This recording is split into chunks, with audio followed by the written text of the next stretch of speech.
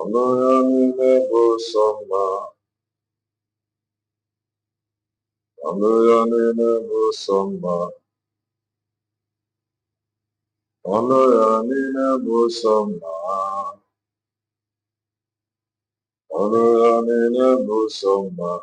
Jizọs mara mma, ọnụ ya niile bụ sọ mma. Jizọs mara mma, ọnụ ya niile bụ sọ mma. Ọ dị mma na-eme mma, ọnụ gị niile bụ sọ mma.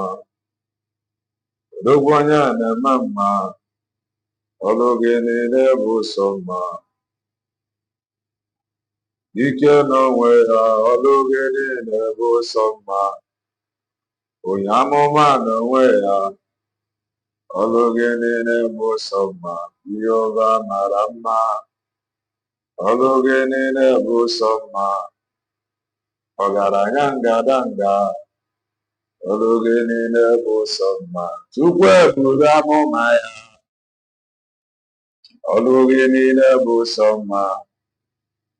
Ọ dị mma na-eme mma, ọnụ gị niile bụ sọ mma. Okenye aka nka, ọnụ gị niile bụ sọ mma. Onye amụma mara mma, ọnụ gị niile bụ sọ mma. Ndị eri atụ egwu, ọnụ gị niile bụ sọ mma. Ọnụ gị niile bụ sọ mma. Onye nwanyị bụ mmụọ ha, ọnụ gị niile bụ sọ mma. Onye nwanyị bụ mmụọ, ọnụ gị niile bụ sọ mma. Onye nwanyị bụ mmụọ ha, ọnụ gị niile bụ sọ mma. Onye buru amụma ya, ọnụ gị niile bụ sọ mma. Onye na-eme mma, ọnụ gị niile bụ sọ mma. Ọgaranya ngadanga, ọnụ gị niile bụ sọ mma. Chukwu anyị bụ mma, ọnụ gị niile bụ sọ mma. Chukwu anyị bụ mmụọ, ọnụ gị niile bụ sọ mma. Anyị ga-ahụ Jizọs, anyị ga-ahụ Jizọs, anyị ga-ezute ha, anyị ga-ezute ha n'ama ọlaedo, n'ama ọlaedo, mgbe ọ ga-arịdata. Aga m ahụ Jizọs, aga m ahụ Jizọs, aga m ahụ ịma ahụ, aga m ezute ya, aga m ezite ya n'ama ọlaedo, n'ama ọlaedo, mgbe ọ ga-arịdata. Ebere mere m mma, ụmụ Chineke, ebere mere m mma. Mgbagha adịghị ya, ebere mere m mma. Ụmụ Chineke, ebere mere m mma. Mgbagha adịghị ya, ebere mere m mma. Ndị agbapụtara, ebere mere m mma. Mgbagha adịghị ya, ebere mere m mma. Nwanne m kpere ekpere, ekpere mere m mma. Mgbagha adịghị ya, ebere mere m mma, mere m mma, mere m mma. Ebere mere m mma, mgbagha adịghị ya. Sonu ya, tube ya, tube ya. Tubenu ya, tube ya, tube ya. Tubenu ya, tube ya, tube ya. Onye nwanyị lụrụ ọrụ ọma n'ụwa. Tube ya, chi onye na-eme mma. Tube ya, tube ya, tube ya. Tube ya, tube ya, tube ya. Ka anyị tobe ya, tube ya, tobe Chukwu. Onye nwe m lụrụ ọrụ ọma n'ụwa. Tobe ya. Igbo bụ Igbo. Igbo bi wobiri kwenye yo. Ụtụtụ ọma, ehihie ọma, mgbede ọma, depending your time zone. Anyị ya dị ka echi. Maka na echi adịghị agwụ agwụ ka anyị na-agwa anyị. Ọ bụ na isonye m. What are you waiting for? Click the like button. Subscribe, comment, share. If anyị na-ekwu na nke ikpeazụ onye elowe. If you are just coming across our channel for the very first time, you're welcome. This is Kelenna TV. We are live and we are direct, bringing you the gospel of redemption by your doorstep. If I ain't make common sense, the reason I'm running my river, the my fakara and my fakara in gas school.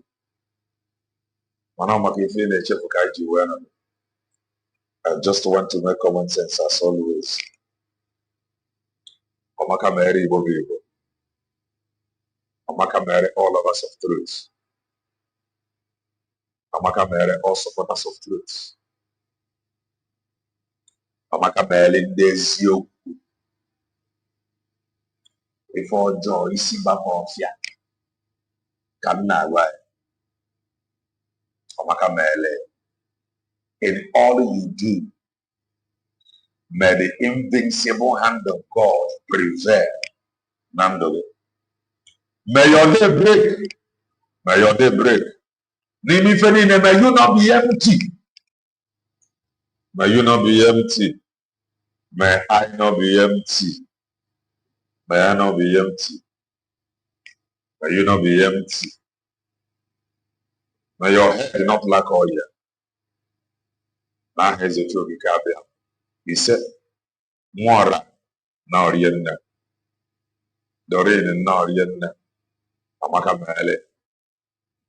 Doreen na. John na orienna. Amaka Mele. Obenna na orienna. Amaka Mele. Mwara da orienna. Okay, here is the link. Mwara bright. Here is the link. Just tap on this link and go straight in. Amaka Mele. Thank you so very much. Chidebere. No, no, Amaka Mele. Amaka Mele, Chidebere. No, no. Amaka Mele. Amaka Mele. Moses is no, no, Amaka Mele. Chinedu. No, no, Amaka Mele. Amaka Mele. I am just really happy and strong. Makana in Mary. In our support the team. In our support the team, mind you. Yeah. How can I mind you they win? I'll be man very happy. Jubilee now, the how can I mind you in our support? Mind you, Mary, it is normal. May God be happy. So every supporter, or when they query USB clear, it was very happy. Makarina, ye gafo. No one if faji we teach. Nobody is perfect. But if I walk towards perfection, and I got as a joke again, other than the perfect ones. On a chum then they got the perfect. Manafana Bambo the perfect. He came in and they helped them. Ogabata, you know you are weak, but you are trying to be strong. It is strong. You gotta go.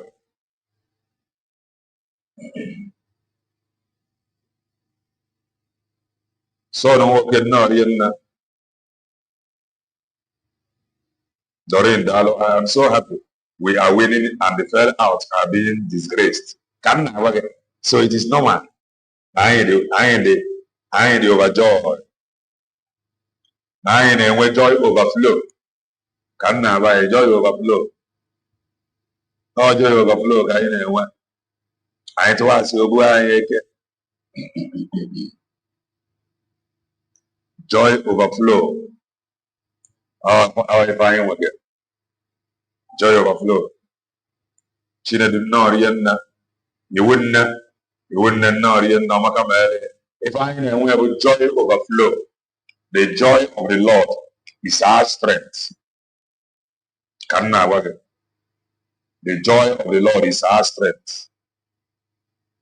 Can never Iga baleka. Iga bombo. So for anywhere, if you are weak, when you need oh, help me. I'm not able to help you. The guy international politics is all about economic interest. Sabon yang mana dari mana? Ananya ba? Donald Trump nata Yahoo na zo onwe ya azọ. Were ego ndị obodo fa na-ego ngwa ọgụ na-anụ ọgụ na-akwado ọgụ ịnara. Nata Yahoo ya chiwu iche of Africa. Ị ga-ana ebe a ebele isi. Ị ga-ana ebe ị na-eme explain. We are Jewish of Africa. Ebele isi dị atọrọ ana. Mana ị na-ediri help onwe gị. Ebe ọ ga-esi ebutisi ngwa ọgụ ndị US na supply Israel ngwa ọgụ. Oh Jesus, what kind of thing is this here? Hey, you complain with them, they meet here, right? Police. Oh, some things that is expected of you. And I must thank Dr. Ngozo and the team. I must thank them. All it is, if you know all this, you don't. I must thank them. At least for yesterday. By a meeting. By a meeting. But a problem when they buy when they're going to have a meeting, yeah, you will not see anybody. On your have or trying to about security. An idiot to hide the face here somewhere. Want to be discussing security with you on social media. It was there by you and all. Oh, this is our security, this is our army that is harmless. Out of everybody, the army will be anywhere. Everybody and Danny will be anywhere. Say, why is it cheap? You pay with you. Everybody have cheap, you pay with you. That is it. So we don't blame them. But I must commend the I must commend them. Or it is if you know easy, many I have Frank and now if you know all this game again, email I have you do have to see. And what if you I want to thank them and want to encourage them. For the task ahead. Very, very important.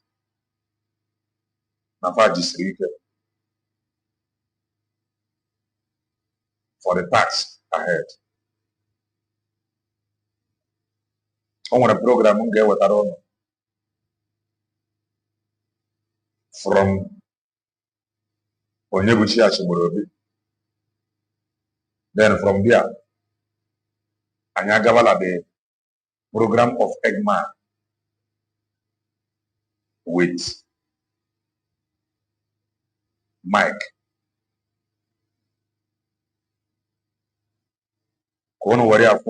Program, this program from side Onyebuchi Ashimorobi. He joined Mike. What a Eggman. It is really very shameful. No chat. Now because of ego. because of greed, envy, and jealousy. Or this year can be useless. On your top when I'm or why the lead, I engage you guy unite. US will declare the lead, they go the way. They are not calling you to unite because maybe I can't work in our nobody find out what it. So don't see it as if I want to work for. Father, I'm going to be a care work in our. If I'm not able, you will question. Give you answer. The reason he did that supporting US will declare. The reason US will declare it, you will find. The reason if I want about you will get the declaration. If I about to take it, let them convince you. Keep it up, US will declare. About now, can get all. I need to get all. Because you man who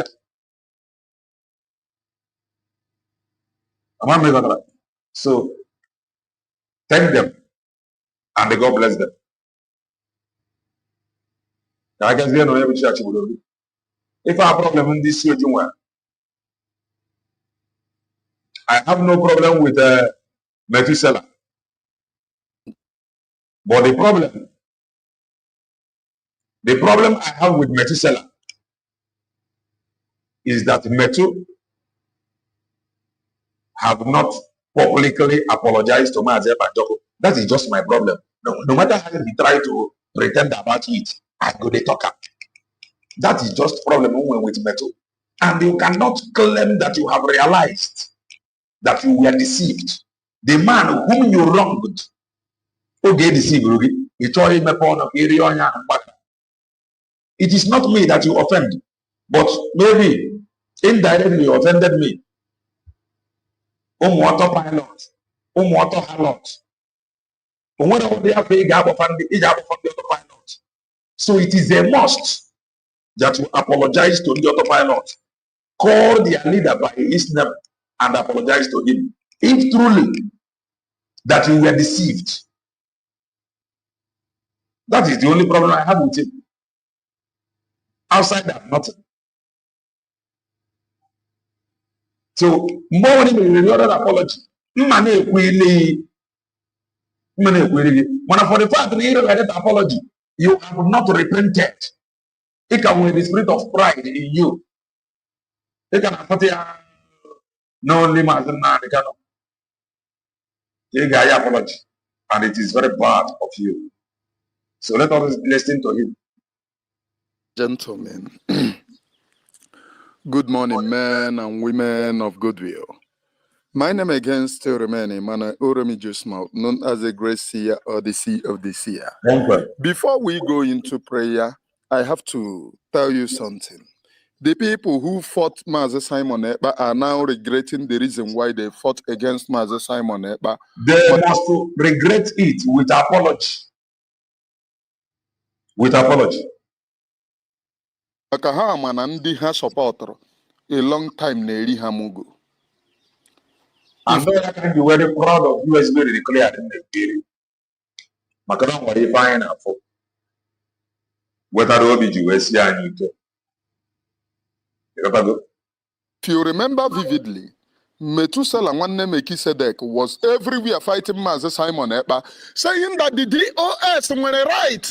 Yes, the DOS have the right to suspend Maazị Nnamdi Kanu if he's not doing it right. Na Chike Doziem nka DOS nka. Today, that same man is doing the same thing that Maazị Simon Ekpa did. That is fighting against the evil. So what have changed? This bunch of criminals, that is the Directorate of Saboteur, DOS. Watch what heat does to garlic. Everyone says lemon water first thing in the morning is healthy. That's true, unless... Deceive them for too long.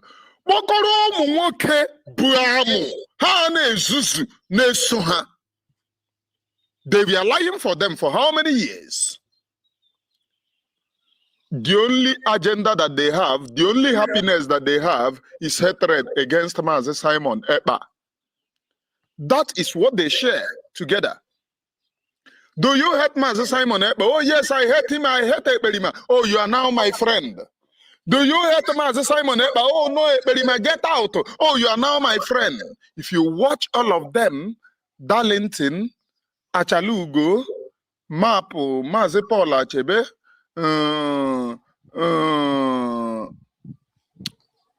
Metusela Nwanne Mekisedek, and the rest, including Benjamin. La Metu is well known. Metu is a must. La Metu made apology to Mazebando. Must. Benjamin went to Abuja asking, saying that the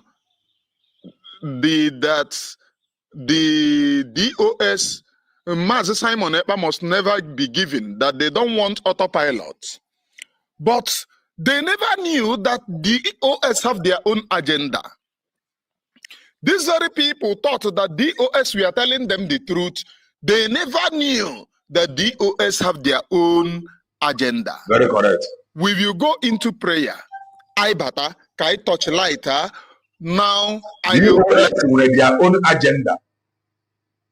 And now they are now openly fighting Mazi Nnamdi Kanu. You cannot defend, according to what they know, you cannot defend Mazi Nnamdi Kanu peacefully with DOS. Never. You cannot defend DOS peacefully with Mazi Nnamdi Kanu.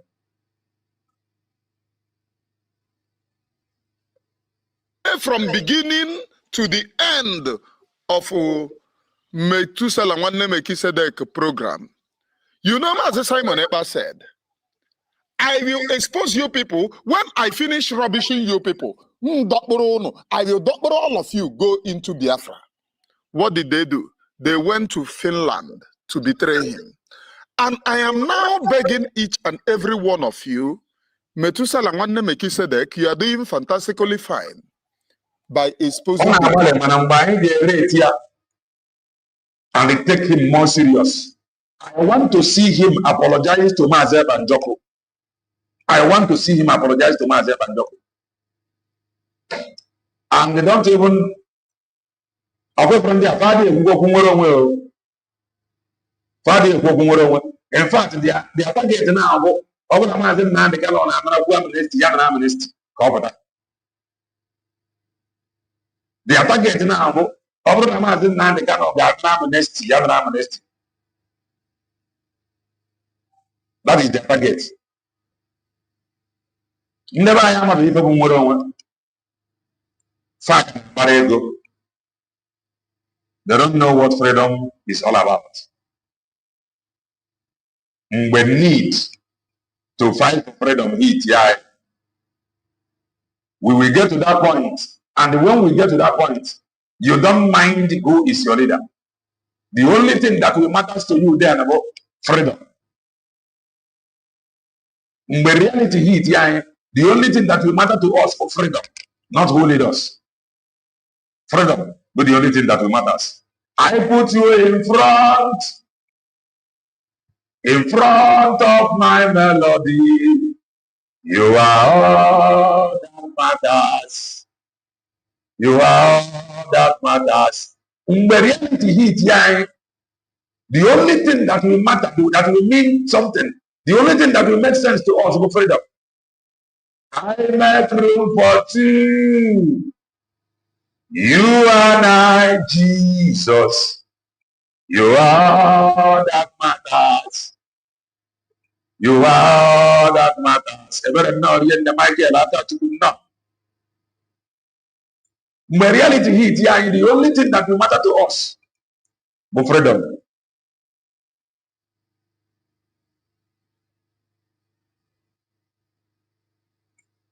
You don't blame the man saying that we need to explain to our people.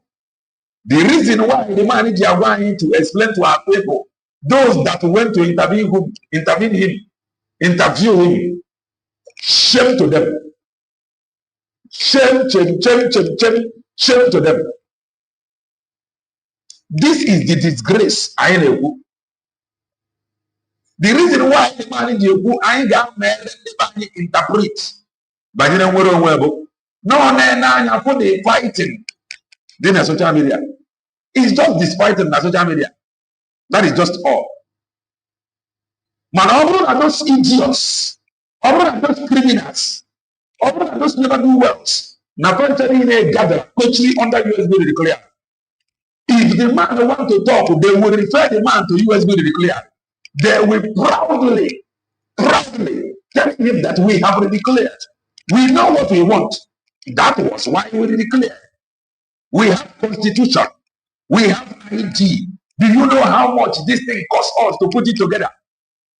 But because they are idiots, they never do wells, failures, you cannot stand outside the USB declared and it makes sense to anybody. It is not possible. USB declared is fine. Anything you are talking outside USB declared, you are talking complete balbada. You can never make sense. That is the truth. Anything anybody do outside this declaration, that is how God have made it to be. That is God made it so, not man. No man can. By divine inspiration, Maazị Banjoko was able to put it together. And thereby on now, USB or nothing. So the man will be confused. Ndesi na pa nwere onwe na ha chọrọ nwere onwe ndị otu oge nkere na-ekwu ife ọzọ. Odesimond no, Godwin no, CRC BGC na-ekwu okwu nwere onwe, USB declare na-ekwu okwu nwere onwe, IPOBDUS na-ekwu okwu nwere onwe, 100 men na-ekwu okwu nwere onwe, IPOD na-ekwu okwu nwere onwe, lawyer Siloma doesn't have the kind of freedom. That is confusion. That is confusion.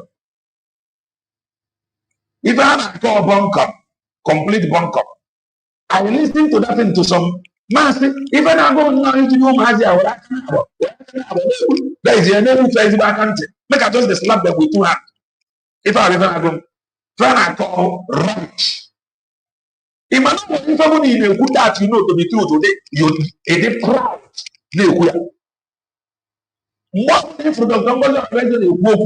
Because of this USB declared and the declaration document or generate growth. She is proudly proclaiming it. We have declared 29th of November 2024.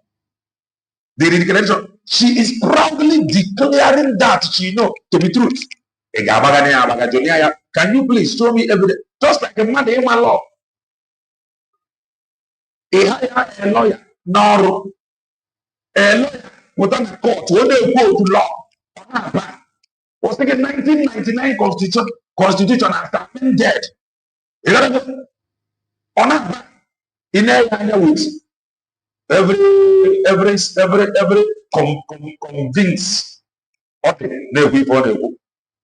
Oh, that is very easy. That way convince you. But look at them. If that tomboy, just imagine a tomboy is present to interview Mike, a tomboy. I just look at her. Why you think to another? Konya, when you warrior, Tiaga, and a can he take us serious? Look at the interview. Now do something now that is crazy. Nobody will look at you behaving like that before camera. And the person I'm saying, go and explain to your people first before you come. Because you guys there, you are not together. You are not serious. You lack the composure. You don't have what it takes. Can you hear when they on your interview? Actually, on your job, you got act like this in your interview. On your job, by the time I squeeze each other, on that. There is a into the loose step. On to our purpose reading at this. Face now. We are going to convince them. How can we convince congressmen and congresswomen Ordinary people that is not congregating anything, we are not able to convince them. Mike, all these idiots, they are not able to convince Mike. How can you now walk into Washington, D.C.? That is crazy. She looks so, I don't know. We have not been able to convince Mike. Washington, D.C. Is this the best we can do? This is these guys making mockery of this very struggle. So all I know that they have done more than good. Some of you are not. The Mike now with Ezio, we have already declared.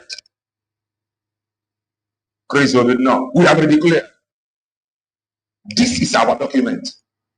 This is what we want from America. My brother, idiots. My brother, who is your brother? Huh? Who is your brother? The answer will be like, don't you know your brother? I'm not your brother. I'm not. What are you going to make a near and near my brother? Completely will. So before any of this serious, we must be able to convince the Belani so in an interview so that they can go and they tell their story. They will go and explain their encounter with Indian earth. They will go and tell their people, man, you need to listen to these people. They have a point, superior argument. You need to listen to them. I need to find out for idiots. My brother, Ghana, the man has nothing to tell you. Go and put your house together. Go and put your house in order. Go and explain what over to them. So when the man is so child. I'm one of my boys. I'm a Muslim of London. Get up there, Nkiru, you don't know about what's on. Nkiru is not fit. Oh, everyone in the mother. Is okay? Guys, no, first time on a phone. No, I understand that. Like, I know not the difficulty, you know. Equal in the midst of people. I know. And a view. And a view.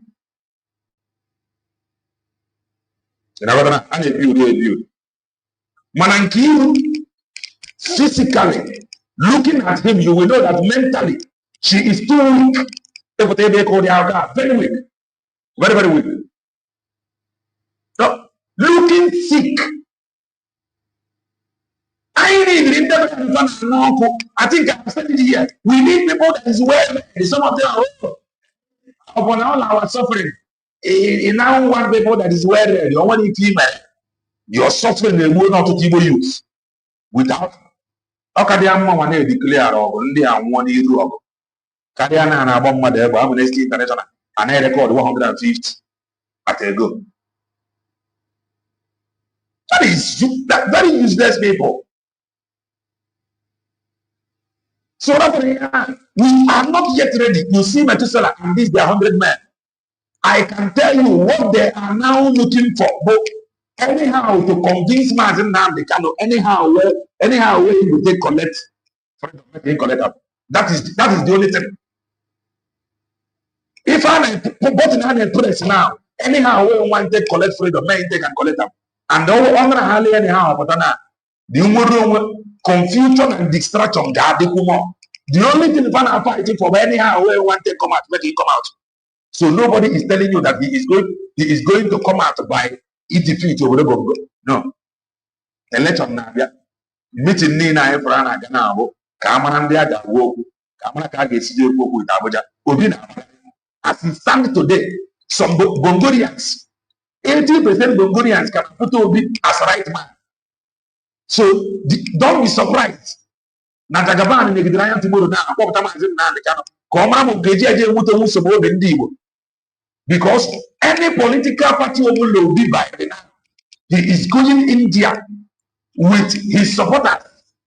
That is one thing we must understand. He is a distraction to cause. To cause mana ndị na-ekwu okwu election n'obodo bụ obi ibu Jesus.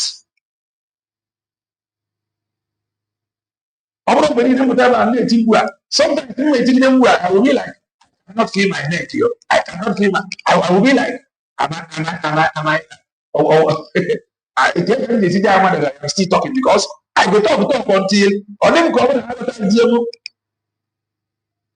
no be child play.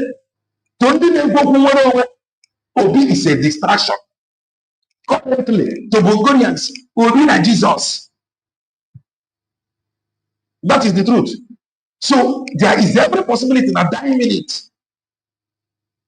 There is every possibility that dying minute na nwoke ma nwere ike na maazị Nnamdi Kanu ka ọ mara ma ọ ga-eji divide wu vote Obi ngaji abụ ọ na-eri the election ka a gara ịkwụsị ebe a ga-ejidesi aka nna ọ rapụrụ naanị onye ndu enwere ike ife ụlọ ọrụ ka ịrapụ onye ndu divide vote Obi aba ga ọ bụ gịrị ka aha aga and maazị Nnamdi Kanu megide pụta by then with ụdị ife na amaghị ya na mgbe a gaghị apụtable confusion. That is the truth. I had a dream. I had a dream. More than the influence now. Back in that confusion. Confusion came up. So the man is not yet ready. That is why when we try to interview Onocha, how can you carry hatred in a name Onocha? Onocha, you are carrying hatred among one another. If you are speaking open man interview, you will be very, very careful with the truth. USB and declaration. You, that is stupidity. You are holding yourself down. We have declared this to know. How can you help us? This is the document. Our people is getting ID. Referendum happened online. How can you come in? Naked up in Canada child until he asked me to tell him evidence. But these people, they are very, very careful with this truth because they know that they are not longer with that declaration document or they are against the declaration. But they find that they careful with that truth.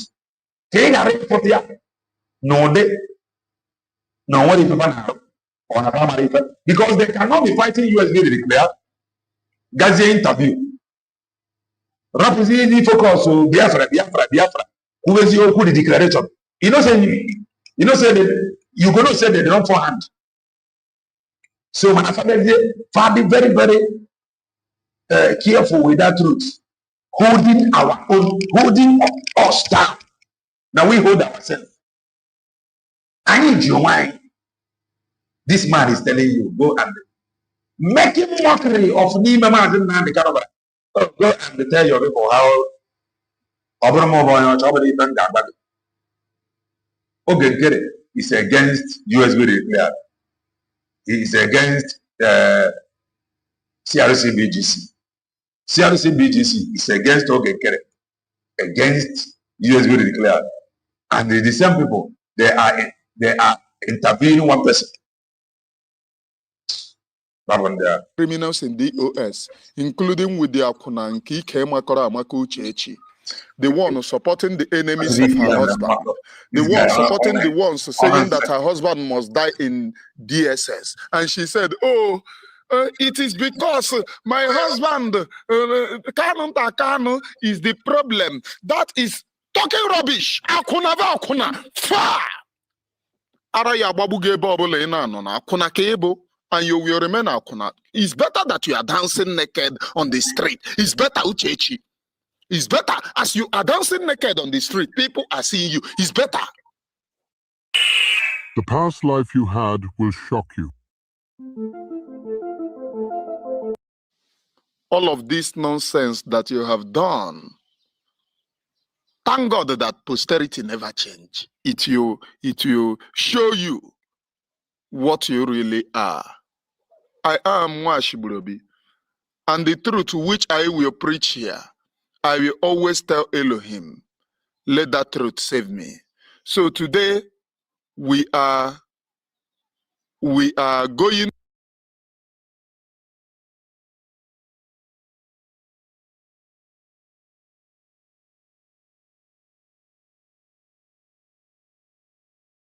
into this very marvelous program. You need to join us. Let us go to prayer. When we return, let's enter into the program, please.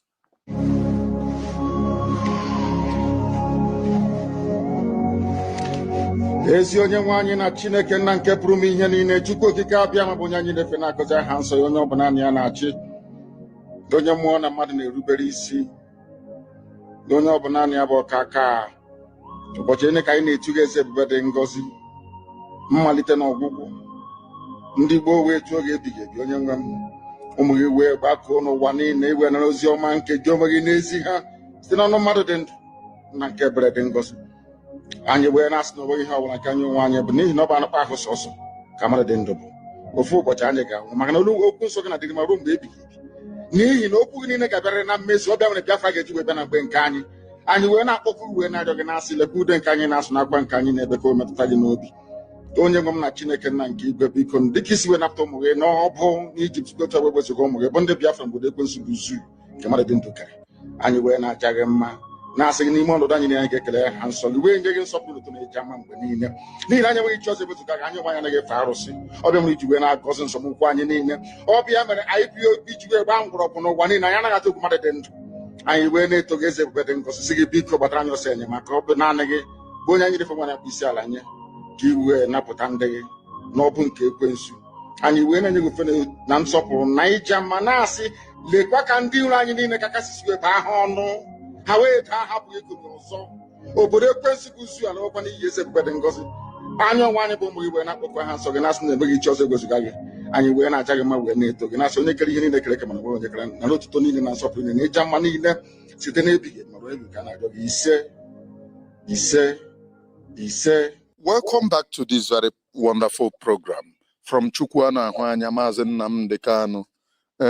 Egwu ndị ilo, the only one ndị iro hụrụ wee kụkọ gbakọ nnọọ like udele ka aha eri aja, tụva asị tụva nnọọ, in order to fight him for too long. Oh, Simon Ekpa is evil. Simon Ekpa is evil because he works with Mazen Nnamdi Kanu. But at the end of the day, oh, Simon is spying our brothers in Nigerian army. When a job Simon Ekpa created in order to give them, he is spying our brothers in Nigerian army. That is why all that have talked down on Mazen Nnamdi, I can never take any of them serious until they render public apology.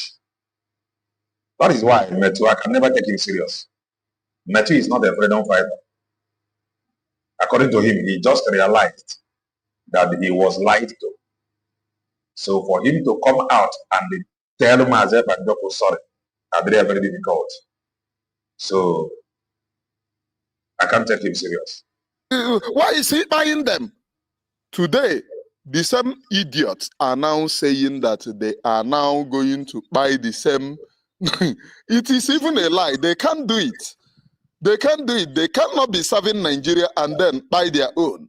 But they want to post it to you the same way they tell you, oh, if Nigeria do not comply, we will do this. 72 hours is what we give them. 5 years are Ghana until 72 hours.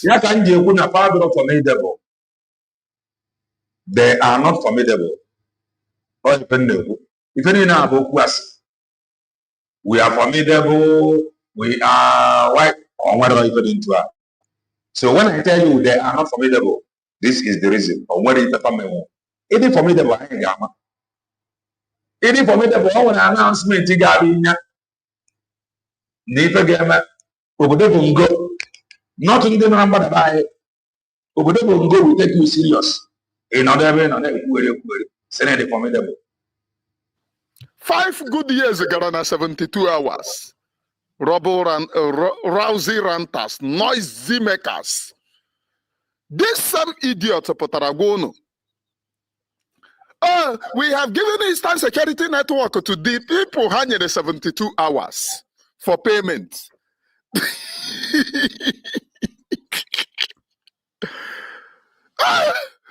Eastern Security Network, they are without payment. Men and women are sacrificing for us.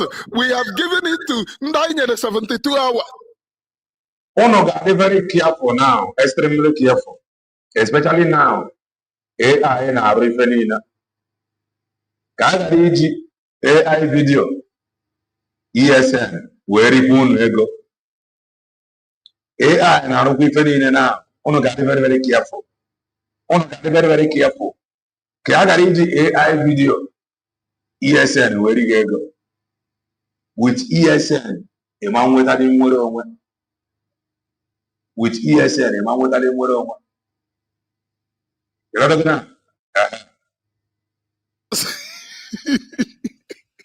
These very people who comedians. Now today I have brought to you the program of Methuselah Nwannemekitsedek. One thing that I want you to check in that program, the difference between what Methuselah Nwannemekitsedek is saying against the criminal. They never do well criminals. The criminals in DOS and the ones Mazi Simon Ekpa said against them. The difference. Spark any difference. A difference at all. The only difference in Nodi Avona Methuselah Nwannemekitsedek is not supporting Simon Ekpa. He fought against Mazi Simon Ekpa. They ended up doing the same thing Mazi Simon Ekpa is doing. And he have not the enemies. He has not apologized to Mazi Bandoko. That is my own personal problem with him. He have not apologized to Mazi Bandoko. He cannot claim that he is smart. They are the educated. So he have not directly apologized to Mazi Bandoko to my own hearing. I come up for it. And it is a must. All reserved apology. Gate. Mazi Simon Ekpa told them, these are the enemies. They will hijack the struggle. They will rubbish the struggle. If you think that it is fight against me, no. They are fighting Mazi Nnamdi Kanu. Mazi Simon Ekpa said all of this. But how many of them have spiritual eyes to see what is before them? If you are looking for an opportunity to own real assets that produce long-term. Today I have brought to you the program. And please note, in this, so far this very struggle have not been realized. We have no permanent friend and no permanent enemy. The only ones that can be our permanent friend is those who spill our blood, those who killed our own people by themselves. But those whom by their participation killed our own people, when Biafra come, we will drag them to court. But as of now, we will support each other. Because even Mazi Simon Ekpa, there was a time he was against Biafra. So when he was against Biafra, maybe his stand then might have contributed to buying of one or two. But when he repented and the spirit of Biafra possessed. I understand your English though. We see not moving. He's moving strong. Mazi Nnamdi Kanu, there was a time he was against Biafra and he was fighting for new Nigeria. But today, the spirit of Biafra possesses him. So anyone the spirit of Biafra possesses, we must give him support. We must never drag back, oh, this person. Antagonizing to ourselves. We cannot go anywhere. I ain't got back. All the necessary, I ain't got back. Very important. Care whether I need to teach other people lesson. Very important, and I ain't got back. One. Care whether I need to teach the upcoming saboteurs or confuse people less. Number two, I ain't got back. Can we get you prepare our leaders in the nature? If I need to back, Methuselah is not a leader. He was confused. He was used by his own leaders. You know what one is not a leader. So Okuya hold no water, but she was used And nobody that have misinformed our people, Gabi Leader, it is not possible. Okamman ibido and ibido rana bidia kariani ibido kataposi you cannot come to lead us. So we must go back. Dr. Ngozo Rebels publicly. Dr. Ngozo Rebels who kata USB now. Who bongo? Who sio who bongo? It is not possible. So under ahead. So we will continue talking about them. Means the enemy have sowed this seed of discord so that we will not move anywhere. We will keep on retrogression. Hey. Sometimes na makummi na ekozi eko anwa shiburu bia makummi na eko imegide isu wa nke na. So we don't keep on we don't keep on drawing ourselves backward in the name of that we are fighting, but you are dragging yourself backward. The people that is dragging us back, but they never do wells. USB declared never dragged. In them ahead, not they drag anybody back. Or some of you, wouldn't not drag in the back. Someone like Onyebuchi Achuburobi. Because they are the kind of you become sabo. On there, and then have drag in the back. We got a USB declared. Seen a USB declared, the mouth that fall all back. Seen a fall back, mouth that. Bani me CRC BGC. Seen a CRC BGC, mouth that. Bruce independent. Yeah, Tokana back. I already now drag in the back. But they are the people dragging more back. What happened to USB declared there now? Is web work. What happened to CRC BGC? So you are dragging our back. That is the truth. Because you yourself know. And I don't think any apology.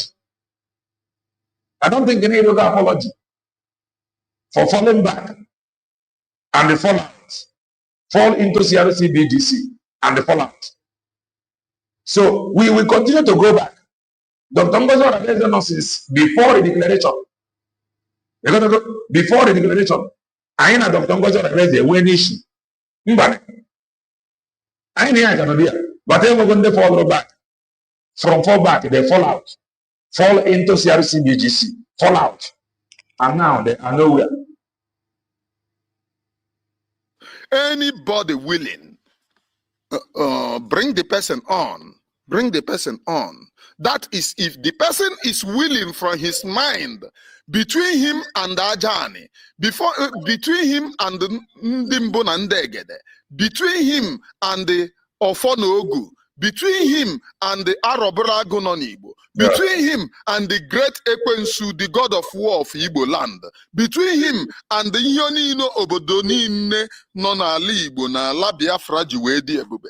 If the person is willing to fight between him and what he holds dear of, we must bring the person in, support the person. Bring him in to where?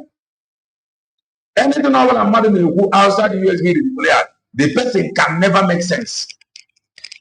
Because they will reason the work declaration.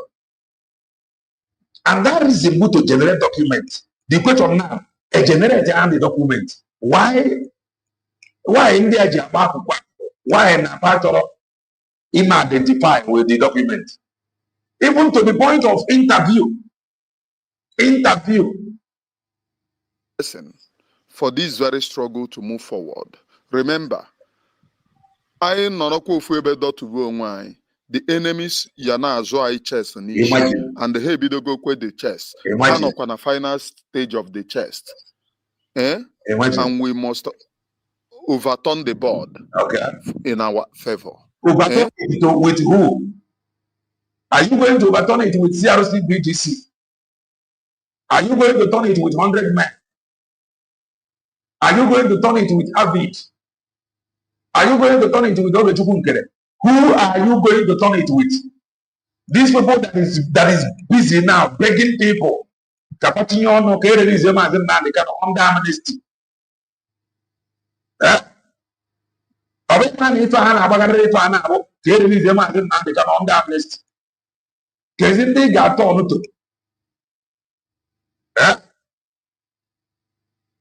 Watch Methuselah Nwanne Melchizedek and ask yourself, is there any difference between what he's fighting against now and what Master Simon Ekpa fought against? Yeah, it was a big difference. Don't worry for this. Master Bandoku is a freedom fighter. Metu is not a freedom fighter. Metu was deceived.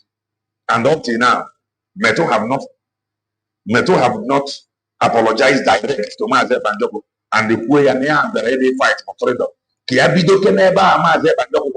Because Metu have not said that. Or making his own pattern introduced. Or he has to go to USB clear because near document and other things is very, very important and necessary for this struggle going forward. Remember, on our support in the played with politicians. I wonder again. I will be right back, please. Let me tell you something. Only defense fund that we paid, I paid 450 euro as a married person. So I don't know where you people are bringing 350 euro. 350 euro for defense fund. Germany here. Documents. 350 euro for defense fund. Germany here. So I'm telling you, only defense fund is 400. The honest truth. The honest truth and nothing but the truth. Me, my own opinion. In terms of the way things is were done IPOB, these guys far like clear. This is my own opinion. And I've said it countless times. I cannot tolerate some things far. I cannot. Man, even whatever you wear, you have to do, or what you will continue, but because of their own personal interests, or because of their fear. Never mind, they cannot. That is just the truth. Always some certain things that happened. Bona ordinarily, we see it to a manafa where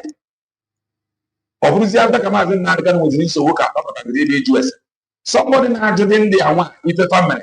What have they achieved? Which is normal to ask them. What have they achieved? If they got to quite again about what was their duty? India just going to make India. Mano after oh, leadership. We are doing nothing. Nobody know them. Nobody sent the message. But when the assignment general over there, when I never was give free. So what we fair for them, so Mazin Nanikan was in so far no opportunity for their own tongue. So it was in you as they go. It's therefore to acquire which did not go down well with many of them. So the structure and the sitting job was ready. Massimuku or the city. That is the truth. Or this sitting job was ready. Mana, why not pay Kuroku ban? Or whether after Kijimas and Nandikano, Kavabi Ruku, who is your lying to our own people because someone during the time our leader not here. Or one of what if I am on a cry. Man, now he is no longer here. We must do whatever we can to make sure we are one. Present here, or what have children? I know that we are doing nothing to the Mazin Bandicania. Fair were on it, fair were on it, what to charge himself. The answer I will do. I know. So, all of us didn't do about the warrior. After Kamazin Bandicano, so I understand them. Even now, this things, I know, I understand. Some of them, where their anger is coming from. Man, others relate.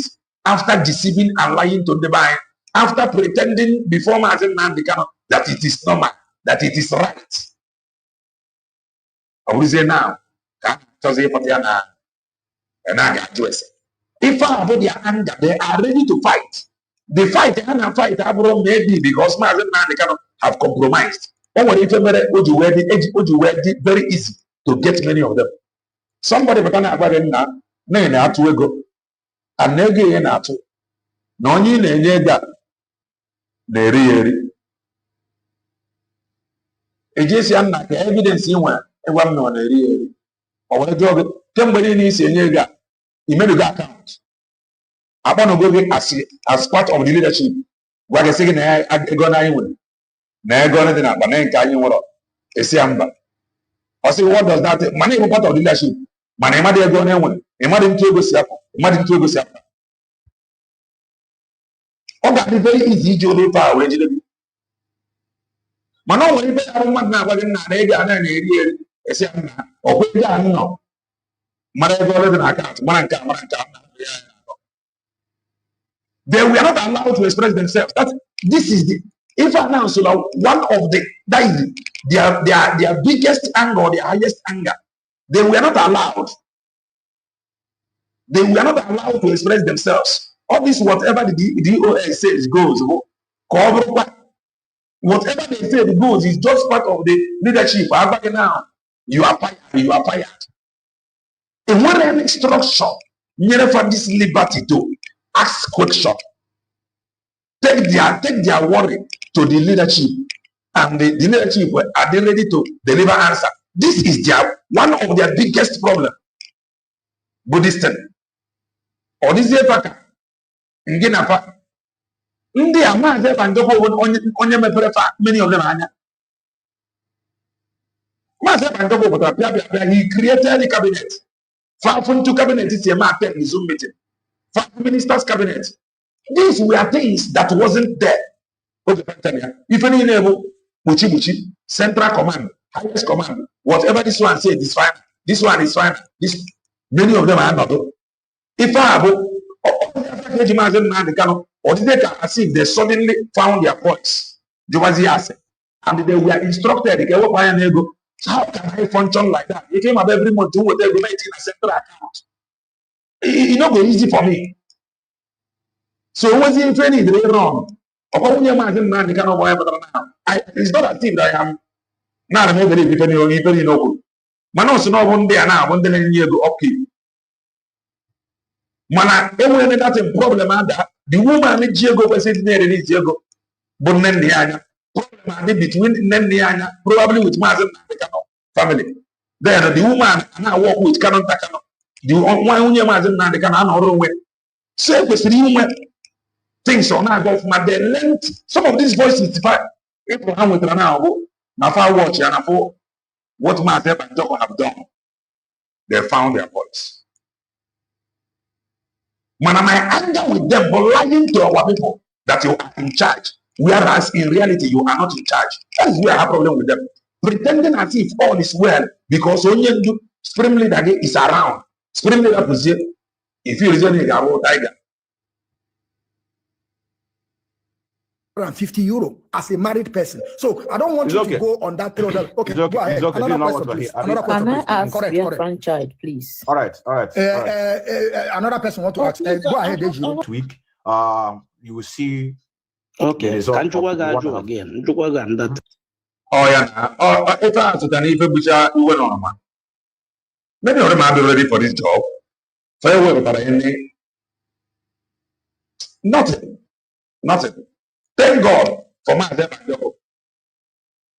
And thank God for this declaration. It's not if I can hand there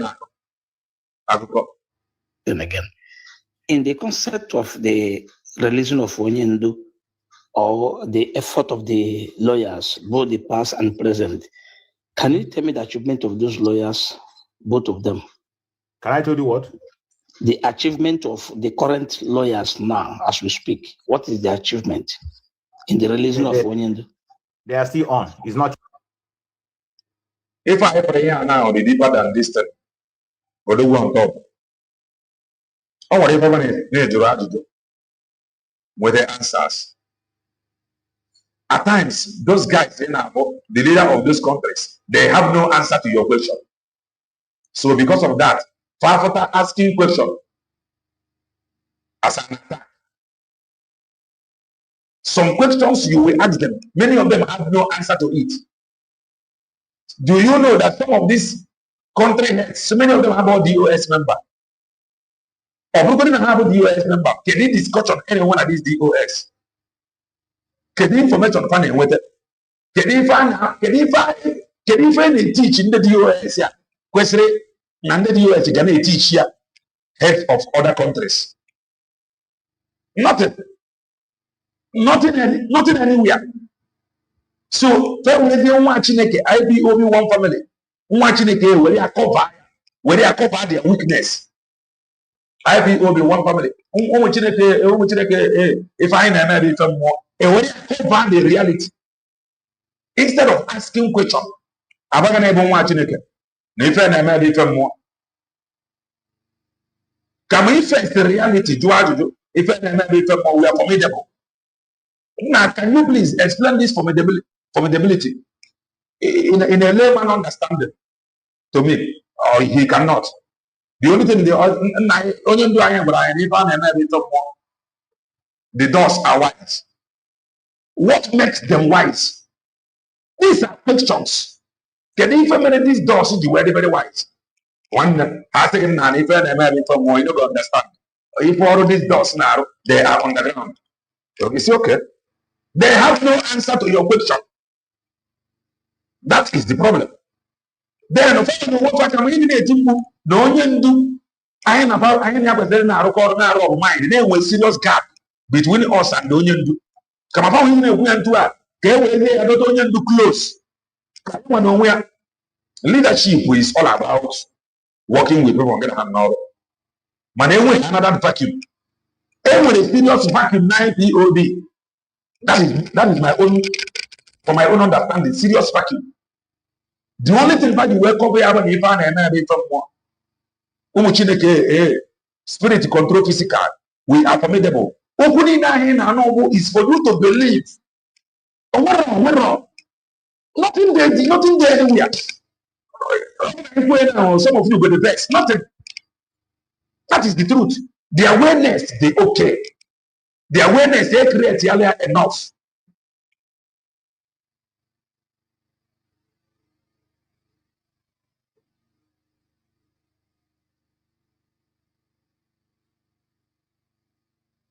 Every unit have the money they use to run their units, but the bigger part of the finance is sent to the central unit. Ever have the problem now? Then if it is ever having this money now got a central unit. Do you know anything about it? That is why many of them can come out and boldly tell you they really good in account because they on money hammer. But their problem is that pretending that they know, whereby they don't know. And India and even though that is pretending that they send the money, many of them know they send money. Many of them know they send money. They will just tell you say they don't send them. What of receipt? They don't go show you receipt. Factor the money. We are formidable. Factor the money.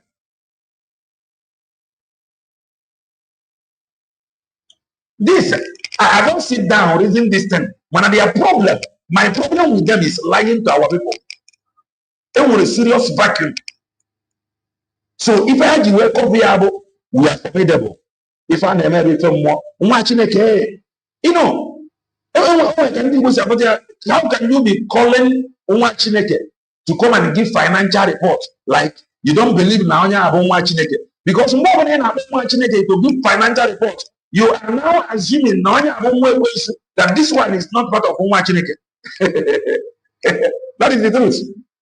You cannot call Chineke to come and give financial report. If Chineke will be goes, if whatever we tell you is gospel.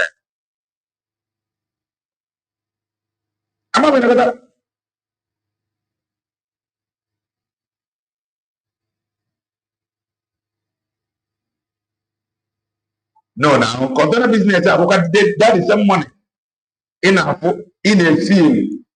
Now in account. Some of them know they send that money. more the need of regular extend the homeland. A manamdi may be forming in Kamasa but don't grow there. At 2 days, extend the homeland. So what I do container. And that container, if I actually go over homeland, the guard dependent on the container habit, a rat and way again before then, if I may be an access to larger money. If I have a problem, everybody you say they will go far. You are being one-sided. Until if I put a gun, you say, in a farm and cabin and cause. I'm talking to you now. Some of them, their anger, but they were not allowed to some certain thing.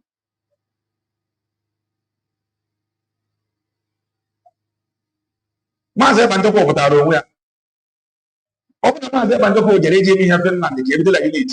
Now, Finland, the call down by Sia or Boro. They will frustrate you because many of them will send this in our party. They got the central command, na central boss. Now, so because of that, they go to have their unit or not very easy to hold the money and they make use of it for themselves. Because one of them and governor up with the central now when man over the they transparent but things that this bad. They know this thing that I am saying now. I am not an insider, but this thing, common sense, their anger, I was saying, because of now. Their anger, the deeper than now. Yet over, they are still on. But so under the watch, only was sentence. Yes. Why? Because of your. Hold on first. Number one, there's no rule of law in Nigeria. Number two. Okay, hold on. Let me finish. Equally, there is no rule of law. Do you know that many of them can believe? Mama is in now with a discharge and acquittal. Many of them can believe Mama is in now with a discharge and acquittal. And when you listen to some of these guys, you'll be like, nah. And this is the narrative I get now. Whatever Lama is now, they can over Nigeria agent. Fine, I say, lawyer, my lawyer found with a discharge and acquittal. Over a lawyer found with a discharge and acquittal. Can you now, federal government or Mazem now, they can have it all. That is the question. Over with a discharge and acquittal. Can you merit? No, but the reason why you have prefer, as an agent of the federal government. Just continue to listen now. Go down first. Go down. You are on a platform who is so arrogant. You intercept. Who is so arrogant? You are on a platform who is one man. You put no heart insult, but you put it to somebody else. Including you. Because by then you always insult. Including you. Including you, you the insult like tomorrow no day. Check the bank back in and insult. Hold on. Now the case is still on. And some of you fought against this lawyer asking me the achievement. I don't want to say it's because of people that they could not even get what they envisaged.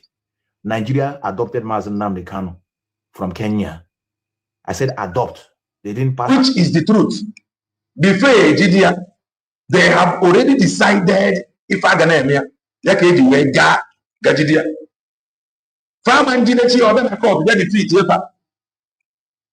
Even in a when I said now, this offense that I come and introduce, they just say the same gangster because they want to prove that they are in charge, not knowing that they are fighting Mazen in Africa.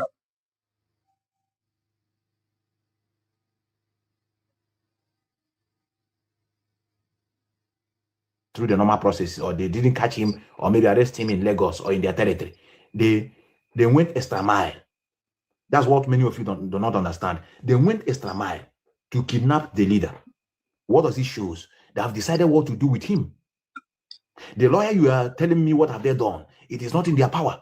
You that claiming that you got discharged and acquitted. Why didn't you release your leader? Is it by your power? There's no rule of law. They don't respect the rule of law. Oh, people. The Makona will go with the defense fund. Some of them, Bundisi, a drop about the defense fund now. And when you pay Amata, every organization will go now. I had the Athena in an Agadia. Many of them Bundisi, a zero answer to some questions. Many of them Bundisi, Agra, Uno, Papa say, Punya. Father, on a banza, if you may be. We are not discharging their duties very well. The reason is you are not happening, even in a simple financial report, can you call Chineke to give financial report? You are now suspecting Chineke. That is very simple. Can you please show us receipt in the one at this bank account? Okay, if it's on the buying bar, I wasn't watching it there. If it's on the buying, so we don't watch it. So you cannot be able to ask questions. It was in Japan, we are formidable. Our M branch is second after Musa. Our M branch is second. No worry.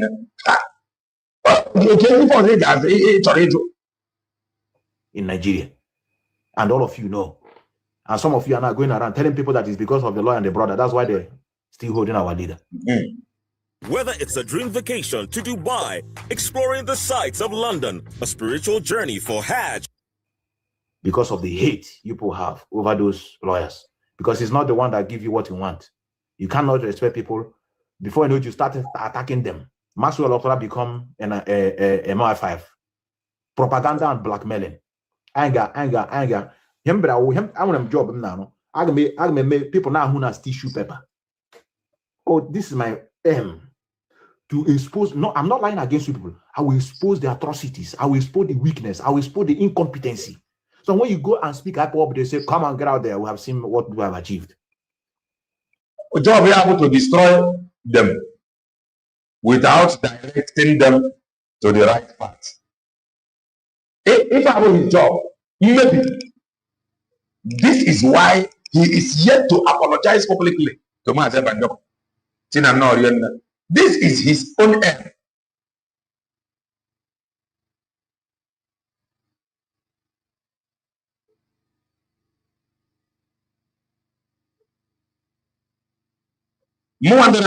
By know why I'm shouting it. I can never take him serious until he do that.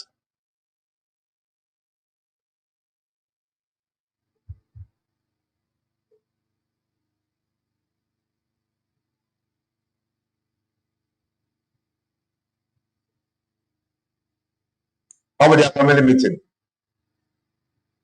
There's an also all family meeting.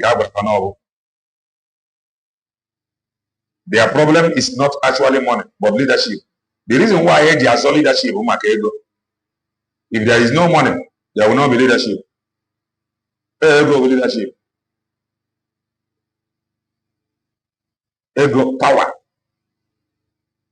You cannot talk about leadership without money. Oh yeah, what? Faji place their family members, their brothers and sisters. Met their friends. They loyal to them coordinator. And I met their brothers and sisters coordinators. Their friends loyal to them. Metu the dangerous to this very Biafra struggle. Because all they have, according to him, is to destroy them with truth. Which Maazị Banjoko did and he succeeded. Whether USB the West and their out today. Man at his own, he will only destroy them and abandon them without introducing them or setting up anything. That is why his own the very, very, very dangerous woman too. He want to just flood them and abandon them there.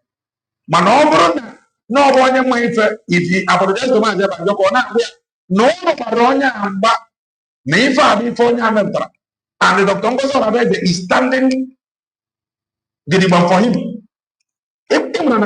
His argument there again, then the only reference. onwe reference okwu ya enwe agbamume mana until he do that ife ọ na-akọ ha kaja put it as if no one of those hatred apologizing to Maazị Ekpanjokwu using ife Maazị Ekpanjokwu megoro as case study to them gara egosi okay make more sense but no he don't want to do it because he don't want Maazị Ekpanjokwu to take glory. So he will rather floor them than floor them and tell them, look at the man whom you told me to fight. Imagine how bold. Imagine how bold. Metogari. Look at Maazị Ekpanjokwu, whom you people used me to fight. Look at what he has achieved. And I have done my own research, and I found out n'ifo onye atinyelo bụ ife kwesịrị ịdị nọ. Ịma na okwu mgbe a ga-enwe ume, okwu a ga-agba ya mgbọrọgwụ. Ọ ga-enwe ife o ji na-epresentịrị ndị a. Mana he is presenting nothing. Oh, you have not done anything. What are you doing? Oh, 100 men they are working. Oh, nchari na-ewe ofu ife. 100 men in the mandate they are working. So they have the same story. If I anybody that is not talking USB really clear is an enemy. That is the truth. Because USB declared, make you clear no. Make you clear no USB declared. We give you that energy, that boldness you need. Only equating USB declared. Only recognizing the declaration that have happened. Recognizing the document generated, recognizing the ID, now. Only it enable every boldness of all you need. Look at anybody that want to interview anybody that want to talk anything now this struggle that is not talking USB declared. Go and listen to them. They can never make sense. Not now, not ever. The boldness will USB declare. Anything outside USB declare, you are wasting your time.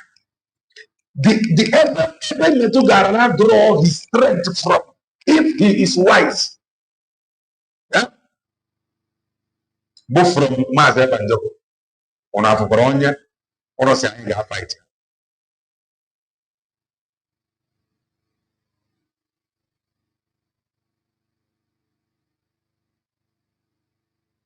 Now. So many of them have put their ego can organize in the line ego can organize. I want to have a GM. So you cannot ask for a seat.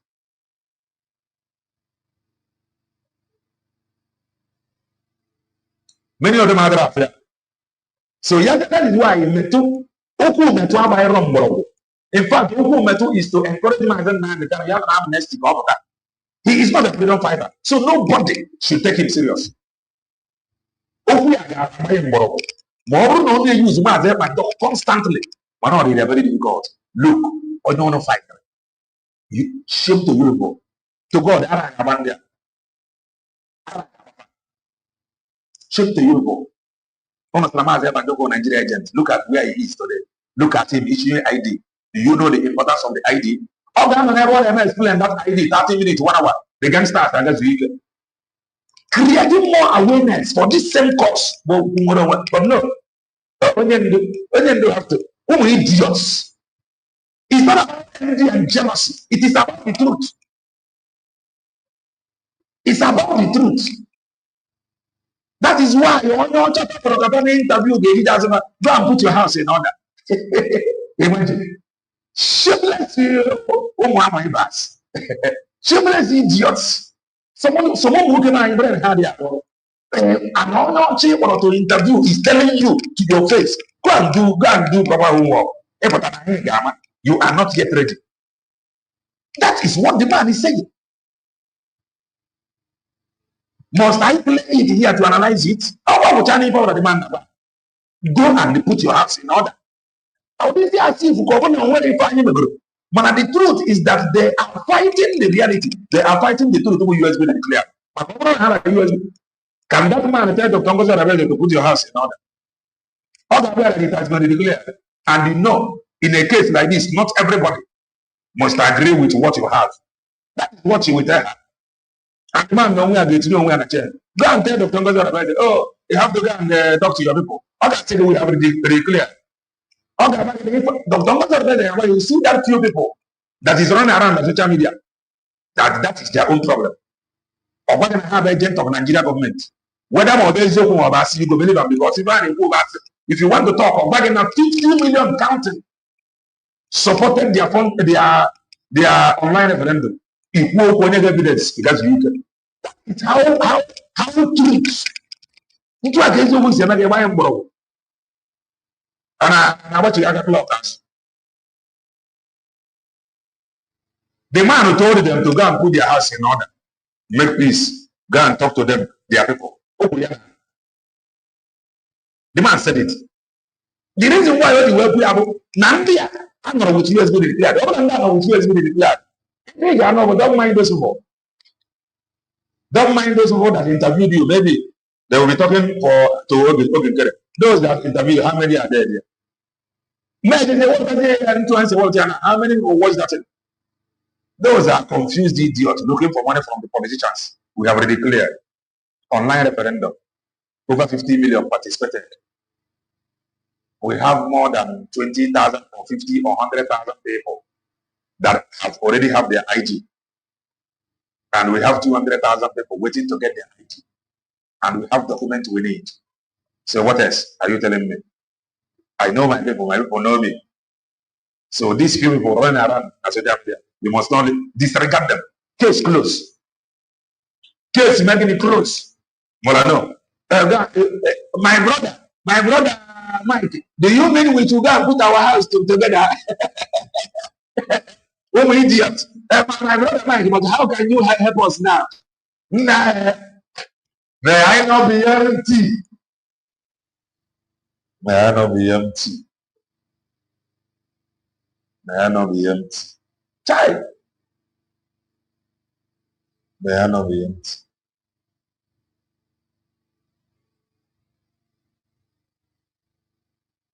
Eggman, another, my brother. Who is your brother? I wouldn't mind what it will affect me too, because I'm also a member of IPOB. But our leader must find a way our leader must get mind what it will affect me too, because I'm also a member of IPOB. But our leader must find a way to rescue himself, which is ongoing. Okay, now our leader must find a way to rescue himself, which is ongoing. If I rescue Kapala.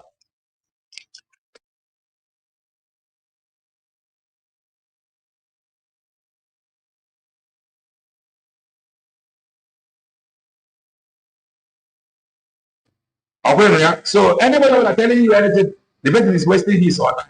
Our leader must find a way to rescue himself.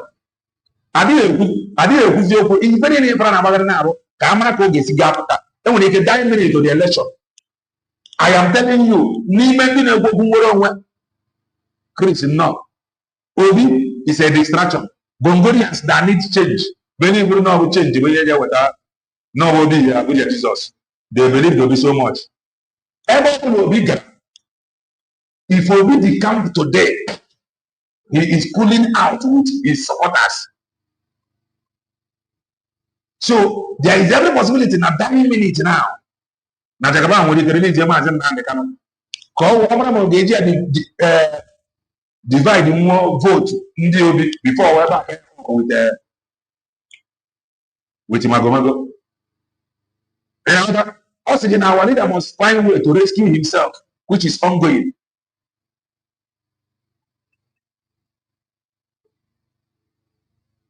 So they get it. And the people can do nothing. People are working against this man and they still want his release. You came and told me and others that Mazen Namdekan is building mansion, taking our money, visiting politicians, buying skyscrapers. This one I call you now, Paul. Why not the American friends in Cabadia? Okay, Mazen Epandoko. Or the American friends to it. Oh, you will tell me he is building mansion. What happened? Why did you fight Mazen Epandoko? They are not freedom fighters. They just want Mazen now. They can anyhow to rescue himself. After rescuing himself, hello,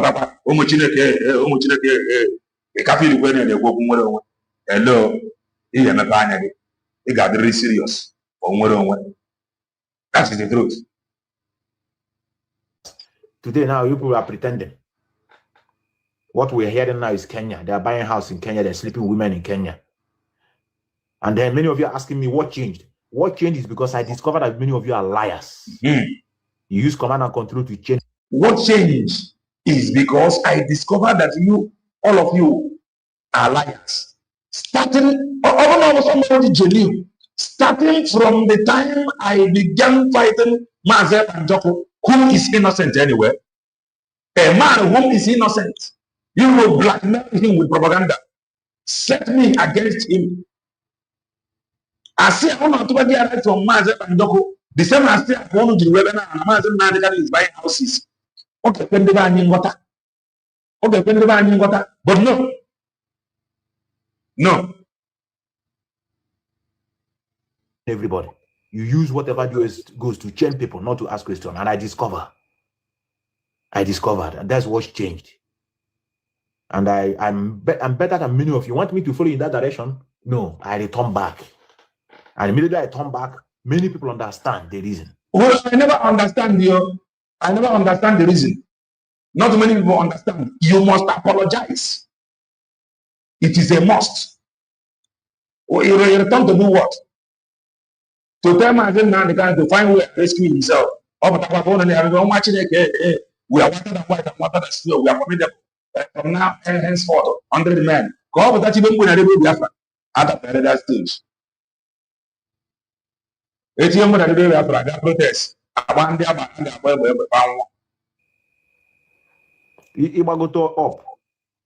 If you want to ask a question, you ask your question, and I will answer. So, when you want to speak, I will allow you to speak. One after the other. Now, I think I have, is it Mama? Can you hear me? That's Mama T. Mama T. Yeah, Mama Tisichi. Tisichi. One neck, you're welcome, our sister. Beto, yeah. Well, if I some of them if I got a platform, Ghanaian to a USB declare them back. No freedom. Over easy. I am an into one man of peace, of peace, freedom. To Jesus, I that's why my PhD, God, they coordinate yourself.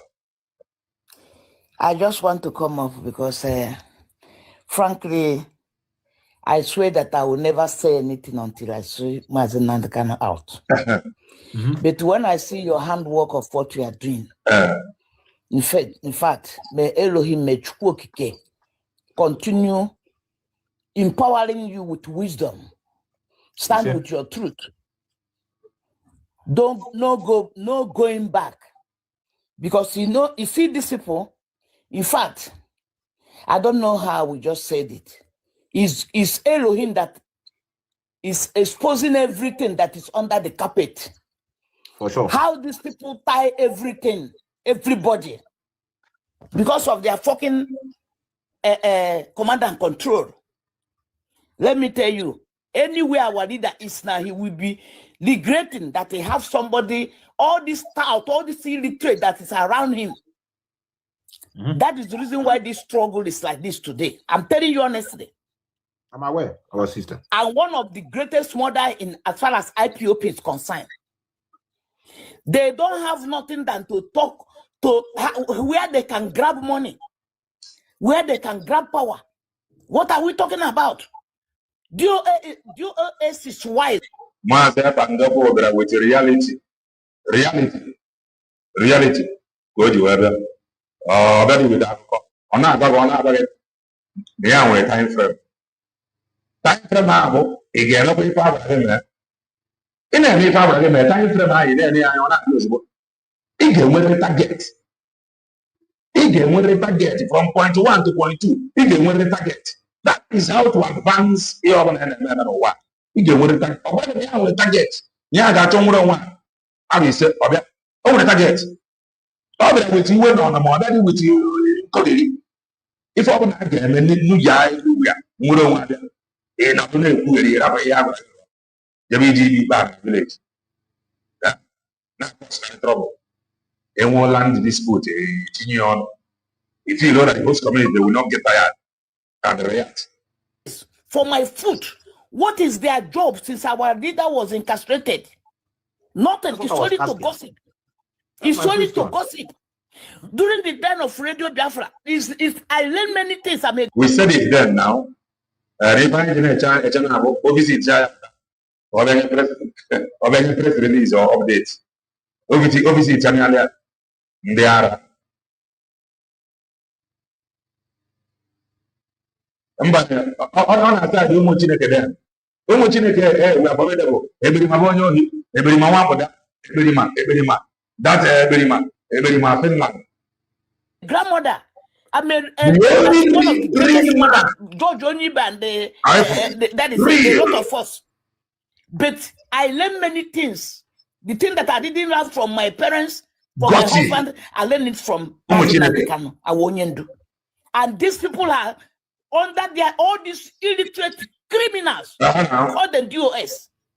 When this thing, so some of you that is still believe now when I'm watching this, the man Biafra watching this, they will close door. What does that tell you?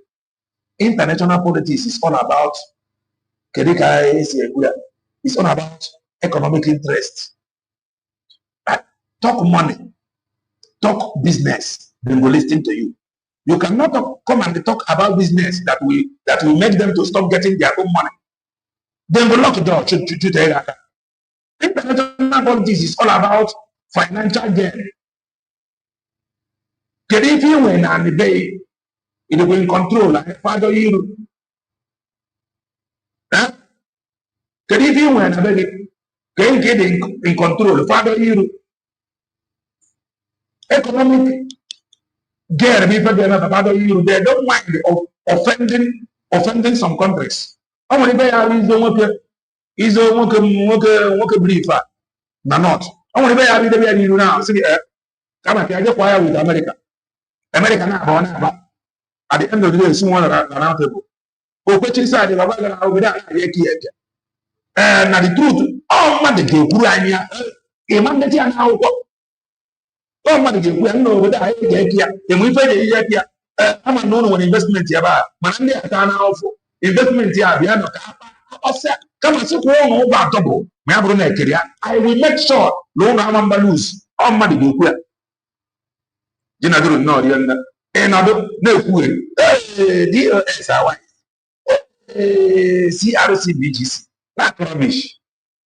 If you talk about tomorrow when they will chop down. You what business is you business in able to have their own business. They're not going to listen to you. If you don't know it today, they're not going to listen. You want to spoil my business, I will chase you out. Am I Jesus of Nazareth? Maria after coming billions. In my America community, come and give us the congressman. I should take that possible. Okay, where do you think when I may attractive? Now, it's one name I'm going to Israel. You didn't have anywhere. Come on, I double. Come on, I double. Years. We have a with it. It's down there when I tell you that my that only could narrow about Sakura. We are knocking doors. We need a jet. A jet kiji. 400 naira. A jet gonna kiji then one congressman. One congressman. A gonna kiji then. A gonna get the water from Congress. Tinka. Okay, Jidana Banakana.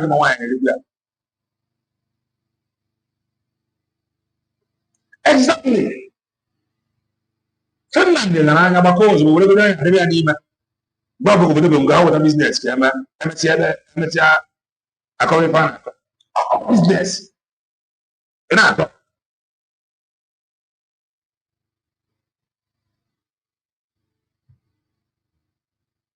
The reason, okay, I come after the video.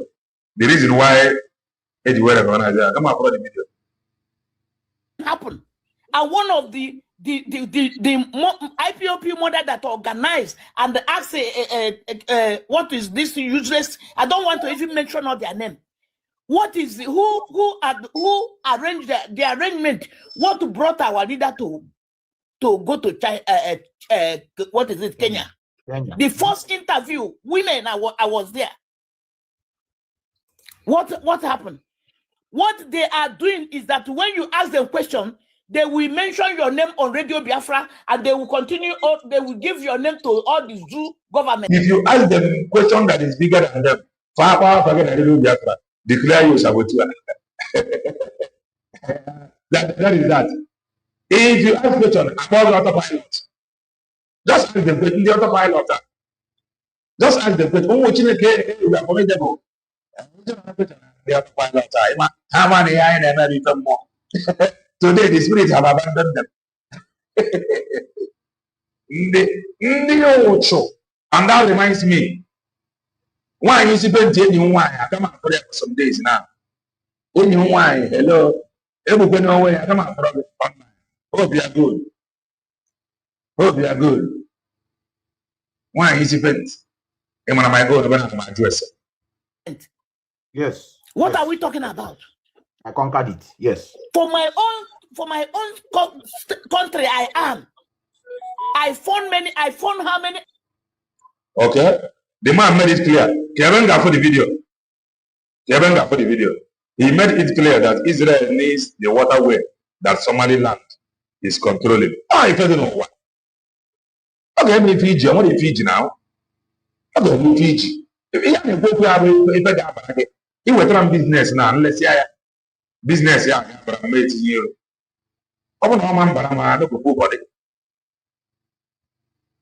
IPOP. But do you know at the time, all the small boys I gave coordinator in my zone, they invited Iken and started lying on live television. I swear, I put my hand, say, these people, if not God, I'm waiting for my Nandekano. And one of them, I have about my own receipt, almost 200 and something I used to pay, but to all the difficult if we go based on some African countries. So, they merge you together with India. So, that is one thing I didn't know.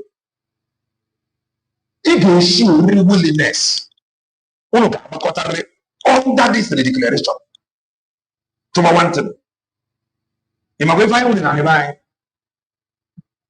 Gaba Nikochina, and Nikochi. Oh, an announcement to Gabona. Why? Jamada to be afraid of. I don't know who in a do. Oh, we are made of. If I never even more gun on the other, then more are confused. The more we are there. Okay, missionaries. The more we are there.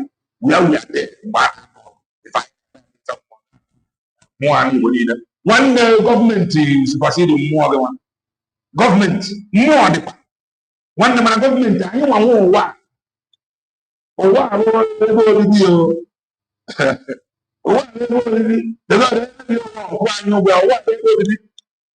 it's all I know whenever I was about for now. Those who will be the we bring here now. Into our reality. Why are we struggling to be free? Why are we struggling to be free? I struggle not.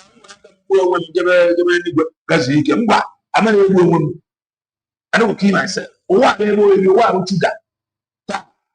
Again.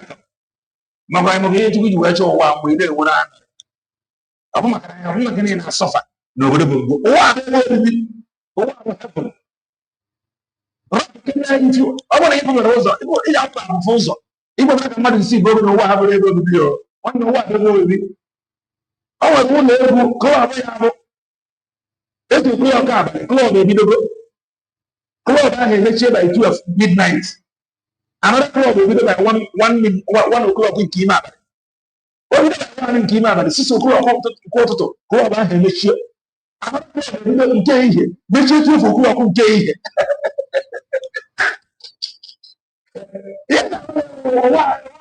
Why don't you guys?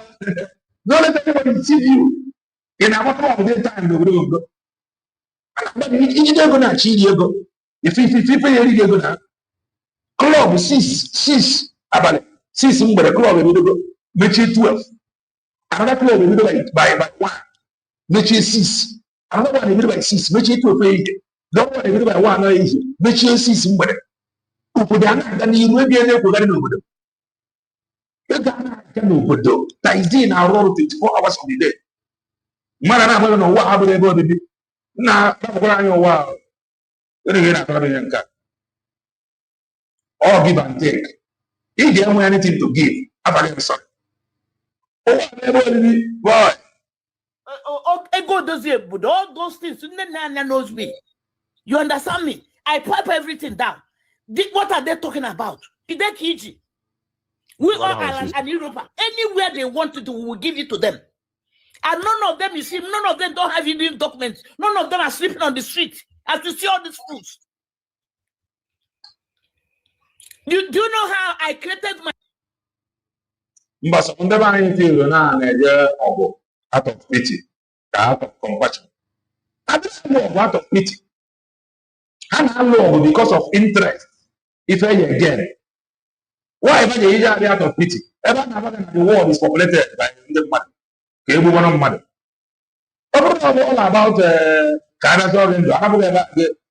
least reduced to number no. Oh, give and take. Even the again, in fact, table rob.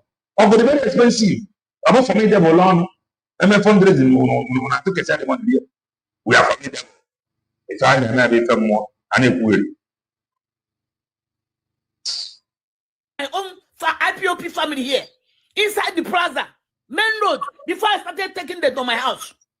Today, do you know I'm among the people because all this voice that I gathered, I called the mama, what happened? What happened? Our leader. I asked my small rat coordinator. The next thing I hear is that they mentioned our few mothers and fathers that is on air. You think I'll forget about it? I'm just waiting for them. They will be hearing my name. I will not lie for you. You will be hearing Radio Biafra. I am Madam Ojuku. I'm telling you honestly. These people are fools.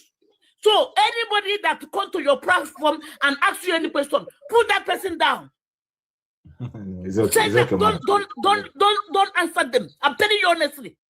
Because all of us we are very, very support US will declare. That can confuse you. Support US will declare. That can confuse. I want that also.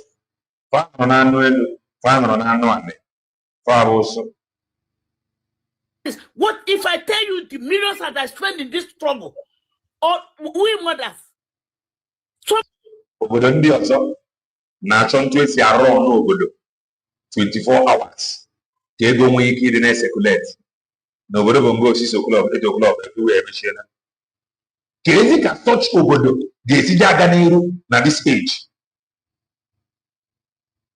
Kezi ka touch obodo ga-esi aga n'iru. Vietnam. At the only news from Africa now, Vietnam have turned to Laos for power. Because now Vietnam natural kapandu suo oko fa turn on to Laos. Capacity in Laos na direct oko. Obodo bo nko kwa de. Here have only one oko. Actually not out of power. They have now shifted to obodo ozo. Here I no be na ko inyo. Some people now run their business 24 hours. You got a flow. You got a flow. Oh, and then I run. Naked over the book. Oh, and then I run away. No, we will see everywhere shut down. Oh, no, I won't hear. And they sort of too much. They don't work. They work more than you. In the 90s, everywhere they shut down. Everybody make them go sleep. Everybody also na kwado. Kedu ihe tinye onwe marifa? Kedu ihe tinye onwe marifa? They are running their business 24 hours, non-stop. You own a break and quench from 6 to 12. Some government offices 3 times a week because some government offices na office. No, Kedu ihe si that challenge people that run 24 hours. They are clock found when they receive salary. You will compare in the run only 6 to 12 or 12 to 6. 3 times a week job. Government are over. In the 90, in Amora, the local night by the side. In the night, in Amora, in your time on a business, in the night, they are doing their business. Companies now run. Taxi drivers now. Shops small kiosks. Okay, Mama put 6 o'clock now. Mama put a bit 6 o'clock, Mama put a bit 12 o'clock, Ferrisiana. Mama put a resiana 12. Another set of Mama put a bit by 1 or 2. Make it 6 o'clock. You know, not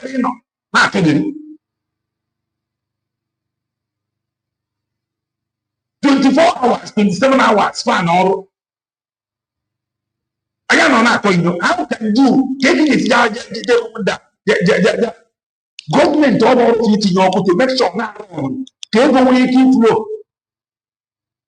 If I have somebody in our company now, on your avatar 6 o'clock or 7 or 8 o'clock, opinion, Ogrumotia, where your matter is. Make sure 12, 1 or 6 o'clock tomorrow. Get me see where they carry such people. They don't need to steal before failing. They think manufacturing economy is stable. They don't want to have a my price. Everybody is busy now. 6 o'clock they don't sleep. Now I want to sleep. You must sleep 6 hours. Oh, the man. Tomorrow you begin to blame. Oh, this is us. While you were sleeping.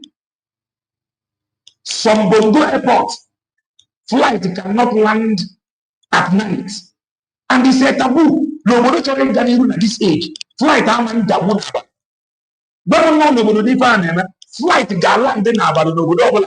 You get what I see. You got a hotel. You got everybody that night. You got there. Without fear and the molestation. In order, this is our country. Obodo dị enye gị ọkụ ọkụ na-arụ ọnwere ndị gbara mbọ ka ndị ọcha ahụ onwere ndị gbara mbọ kacha ị ga-afụ ndị na-ere kọfị ọ pụtara ore kọfị ya ore ere ọsa arụ ọga ọrụ ọ batara ọrụ ụbọchị ọ ga-ejere onwe ya inesa anya wit di ya ọ nwere obodo bụ mgbe ka mmadụ eji bụ you have no time for corruption. You have no time to gossip about one another. You have no time. You are so busy with life. You have no time. You got how many challenges now for social media now? Challenge in Doka. Let us bring 10 poor people. Give you. I want 10 poor people and the pastor. I want 10 poor people and the Didia. Come on, the goes a gem. And then Kafadirish. Hi. She look at Madam Mother and this huge. This huge. This huge. These are the same people that is against all Gwego. They will go, I'm against all Gwego. This is the money that we found out. Go. Now this over go. Didn't just wedding. Taking is somebody, a jobless man, go. All government private sectors, they are not even hiring. A higher again, but is not even enough for you. That is why corruption is everywhere. Travel and see. That 12 o'clock midnight. Everyone in China, I see in our side. If the bottom of it is, the good you don't have there, or water and a good one. What do you know? You are covered the CCTV the 24 hours. We are not comparing the blood of Jesus, whatever, or occupation, blood of Jesus. One Dibia is now challenging, and one Dibia that is talking against Apo Okona Bokite. I want to challenge the pastor. If I will, I am responsible here. I am responsible. Some of them, they will be on the street. They will come to inside the distance. All these fools, idiots. I don't know the reason why Mazenand cannot get all this fool. Call them DOS. Useless people. So, my dear, I'm telling you today, I'm telling you, anybody that comes to any platform, on your platform, and ask you a question, put that person down. Let them go. Okay, now, I saw one video. They're saying that our leader is enjoying it. Whether an AI or what they call them. Look at the poor man that suffered because of we Igbos to get their own freedom. Lost his mother, lost his father. Everything this man don't have. Somebody have the mouth to. If you know what is freedom, especially anyone, lose rogo, and I marry. Obviously, any more again. So, I marry. I am a woman can be a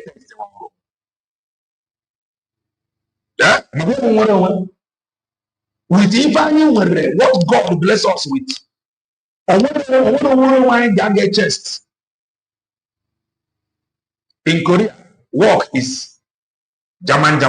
Why it is hard to see people living in Korea on social media is because of work. Even citizens work more than the blacks. Koreans get money badly. Korea, other Asia countries now Korea, all in Korea. Yeah, I'm going to upload.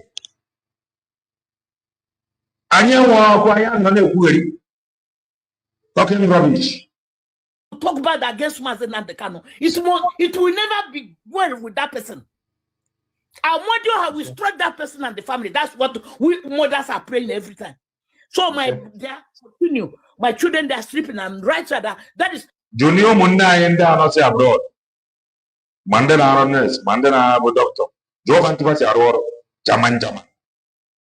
The guy sorry. I am not a weird. I don't want you, don't listen to them. Continue the heart you have, it's God in the spirit of Elohim that is increasing your power.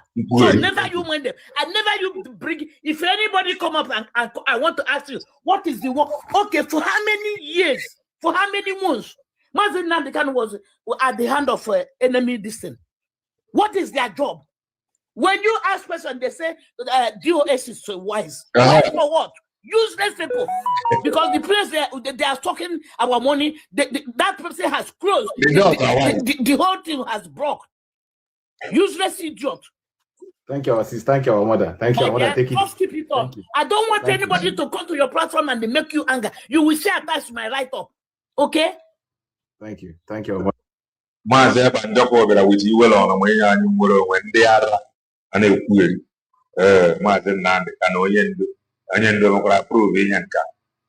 As a way for now, Amaka Mele, it is a quest case with the other one.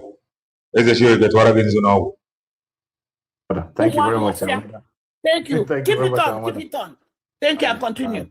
All right. Bye. Mother has spoken. My mother and I go freedom our Maka. Yeah. Oh, yeah, someone buying you with you now. Like someone buying you. I would my mother if I had during the war. I would be feel go here. Oh, be a CEO go where I will take it. Yeah. Like that. No, bad. No. Go. It's not a go. In what it takes to stand and question on one state now. On one state, He will know what it takes. He hold the one state. He will know what it takes. You have not finished suppressing your own people. Maybe back. Talk more of he hold the one state. The voice of women has spoken. What they're doing these days, they're not fighting to restore Biafra, they're fighting to restore Methuselah. What we hear, Matthew, did you say this or not? I hear you say you are going to honor life mass on that. Did you say it or not? That's what they've done. They have nothing to offer. You see what our mother said? I love how I stop many of you from this metal you are seeing here. This metal you are seeing here.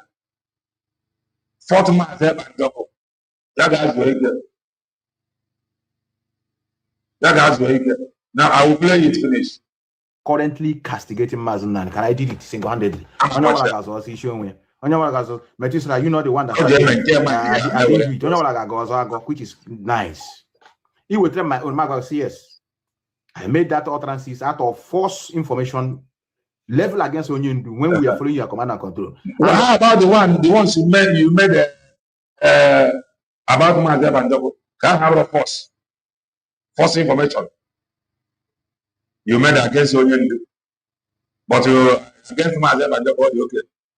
I will apologize. Say Mazeb, anyone has spoken. If it is offended, I'm very sorry. You get me? Very sorry. Fear. It is not coming from the place of repentance. Fear. Very sorry. But no, you have not.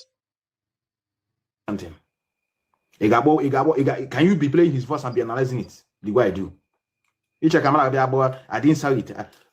I just come up now, and that is when I hear the question.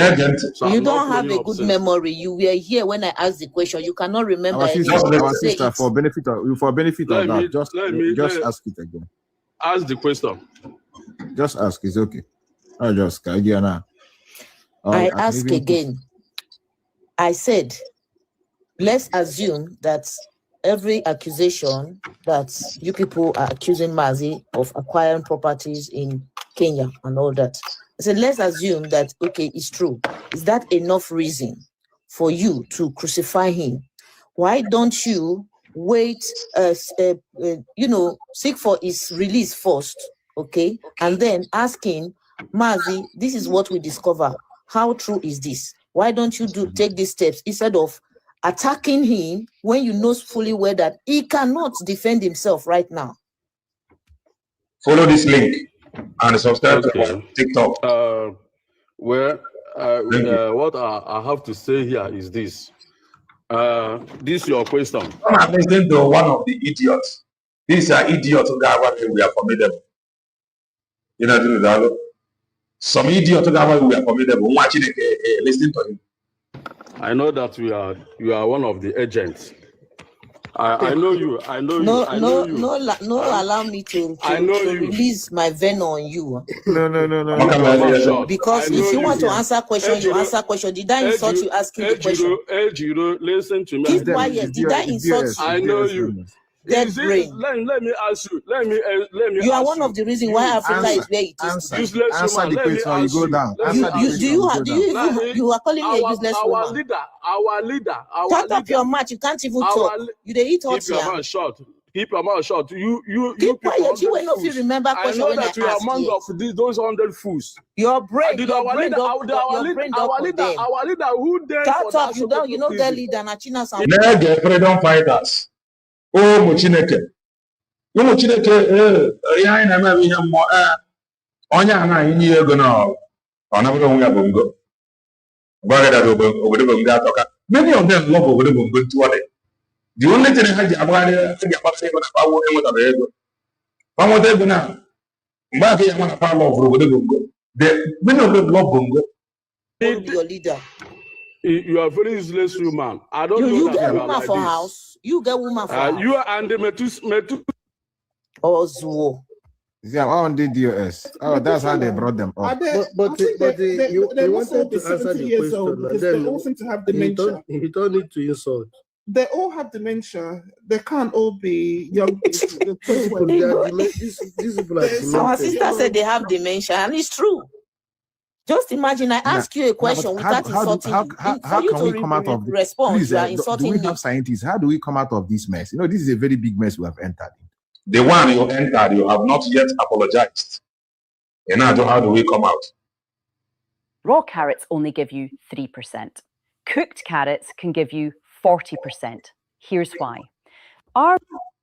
So what's the need of also in Abundant Nigeria zoos? What is the need? I think many of them put a zoo. Each other they were afraid of by zoo. We don't go on family if zoo never mother. If this were born in Kozaka, Bada can have no benefit. But I will take it confirm. Some of these guys, you need to ask them when they see their doctors last, especially this general. He's changed every 2 minutes. No, it's not general. This is from the camp of the DOS. You come up and say you park here. Very useless people. Tom, answer the question now. Answer the question. Answer the question. Are very useless people. Answer the question. See what? Okay, answer the question. Allow him to answer. Our leader did not even wait before he take decision, try to condemn DOS. Now the table have turned. You are trying to blame. I cannot take order. Why should our leader try? Why should our leader take decision? Try to dissolve from me. Okay, they can never dissolve DOS, never condemn DOS. Was it not the same DOS that said that they can't take order from him because he's in the prison? Or there's another DOS? Okay. Why did our leader try to rule the DOS from the Sokoto? Is it how to do? He has a leadership. When Mandela was in the is this the answer to the question? He don't even know anything. He talk about Mandela. William, when Mandela was in the prison or not? Let me tell you, when Mandela was in the prison, Mandela tried to form another group. Where from India? I will leave India. Every single India, I should have said, see if I knew you ago. You gotta go. I should have a Tiffany Rock. I will that idiot. Mandela tried to form another group when he was in the prison. Wait. It's a very simple question. When Mandela was in the prison, is he giving order from prison or not? Is he giving order? So, which order did he give? Oh, guys, it's a very simple question. It's a very simple question. Don't Mandela did not give order, and they are very good. More than you go asking Nelson Mandela. But they were very good in their history. They don't want to create their own history. But they're very good. Oh, many South Africa, many Nelson Mandela, when you in underground for 5 years. South Africa underground doing nothing for 5 years. And they are afraid of taking them very long time. He went here. Yeah? 27 years minus 5 years. How many?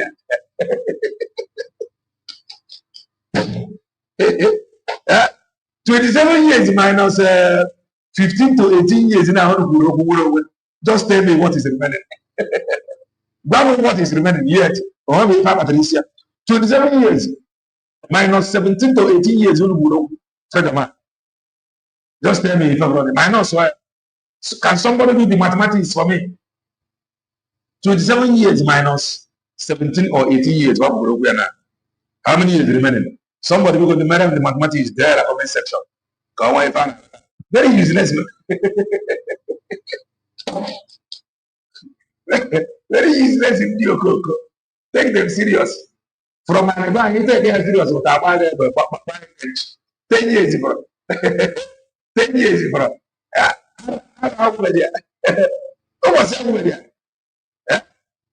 Stop just listening to them. This is their business. Far Ghana abroad. Far Chitania, far Batanian, far white, or battery, far to make money. When goes on and then check a series of 500 euros. That is again. He did not form another group. He did not even try to form another group. We have agreed that forming groups. have agreed. Okay. Hold on. I'm going form group from Sokoto. Threatening people. Yeah, before they were. Yeah, one now, leadership person. Hold on. Williams, hold on. Williams, hold on. Have our leader compromised?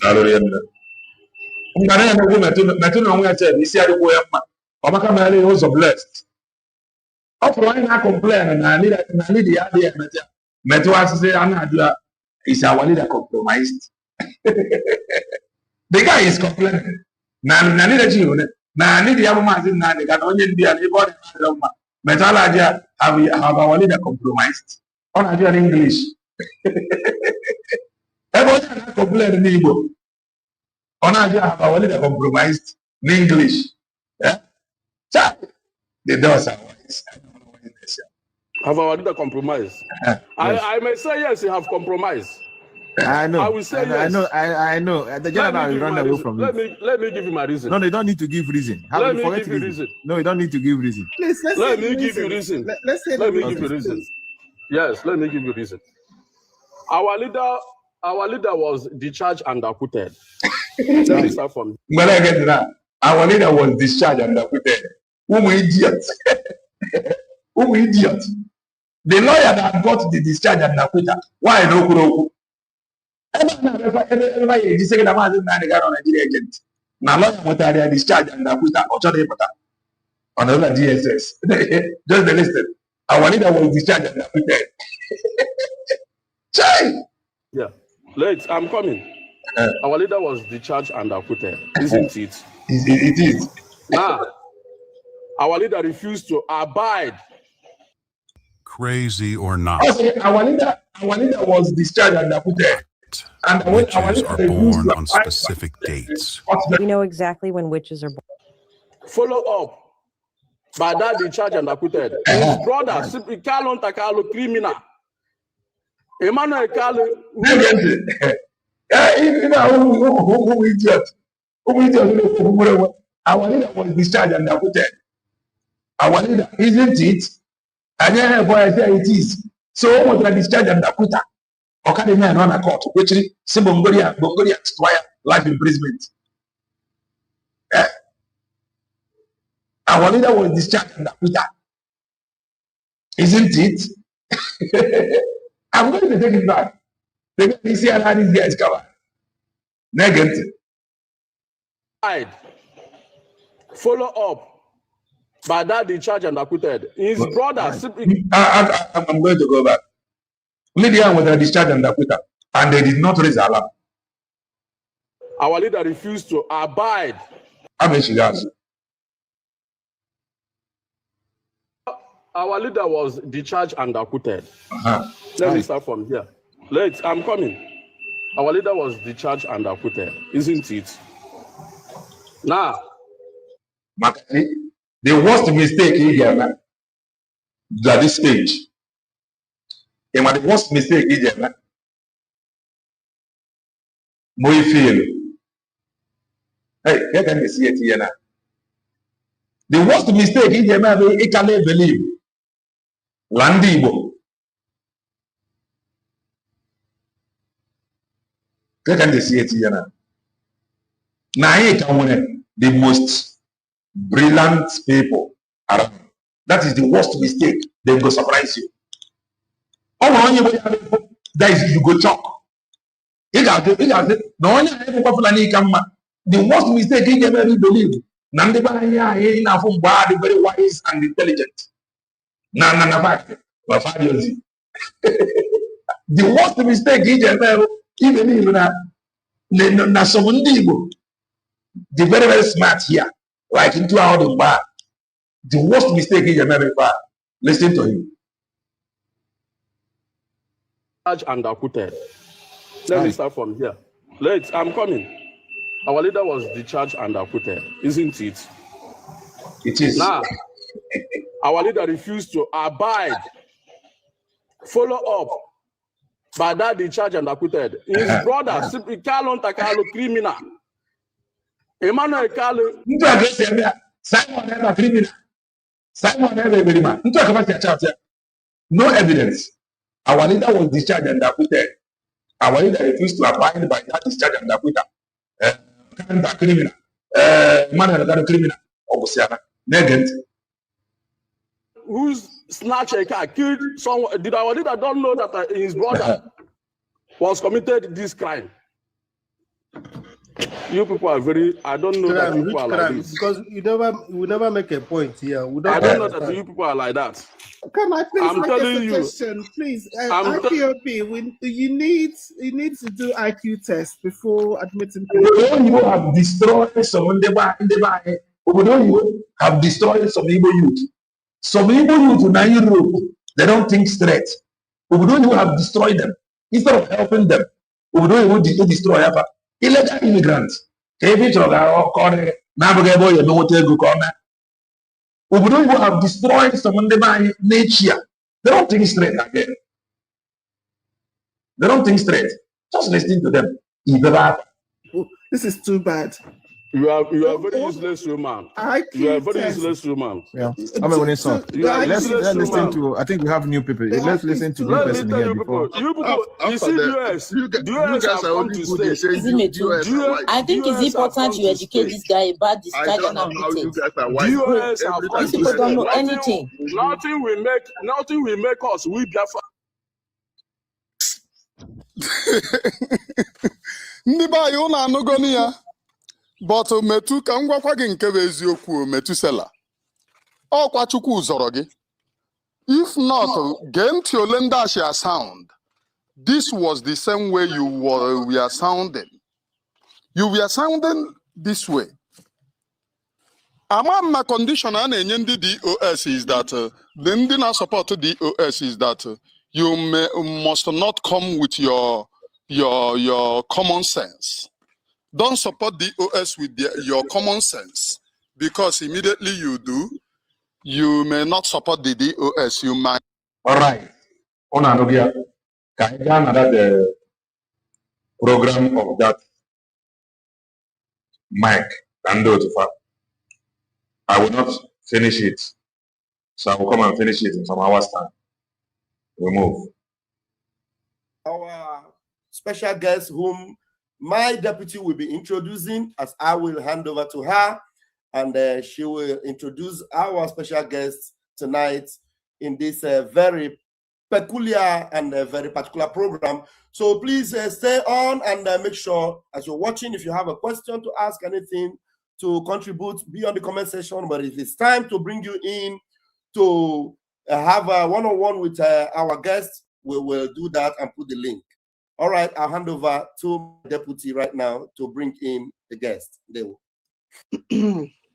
All right, thank you, all Biafrans that are present in this marvelous program.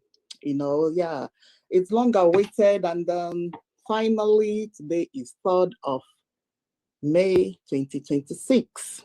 All right, so we have before us. If I know what we can provide, look at one. Just look at her. Just look at. That I'm going to bring up very Deputy soon. Information Minister Mike Anorld in the house. And you know how we got to know about Mike Anorld. Mike Anorld is a man that is as passionate to assist humanity, just as us, especially me. We also call him the earth shaker, the nightmare of terrorism, the nightmare of Fulani terrorism, the nightmare of Sokoto Fulani Caliphate. So we bring up Mr. Mike Anorld to this program.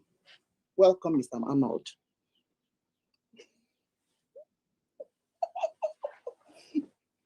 If I would know one of Go the ahead, sir. so when I am now, but I never can. Pastor Papa, we're not hearing anything. Imagine on your interview. Unmute yourself, Mike. Okay. So this is all we can. I'm sorry about that. The Nigerian government. Like I was saying, no, whatever I'm mad na Georgia. Illegal on them. I don't very happy now from Mike. Onye bara ịjụ Mike ajụjụ. Is this na so una they do for here?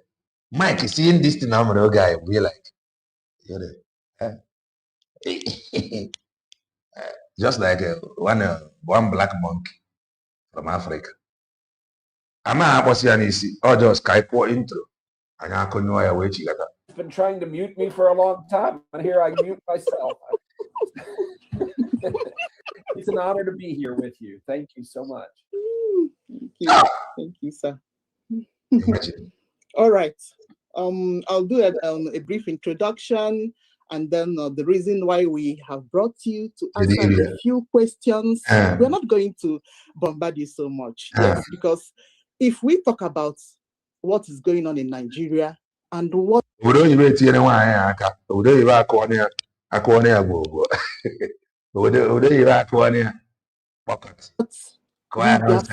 why we are fighting to leave Nigeria, we will not go home. So I'll start first of all by appreciating you, Mike Anorld. Yes, my name is Barrister Mrs. Nkiruka. Yes, I'm a freedom fighter. See, and I'm as passionate as you are. Exactly. Barrister from Bongo to UK. Ayana Cho international lawyer. Barrister. Barrister in a practice over. I call the good over.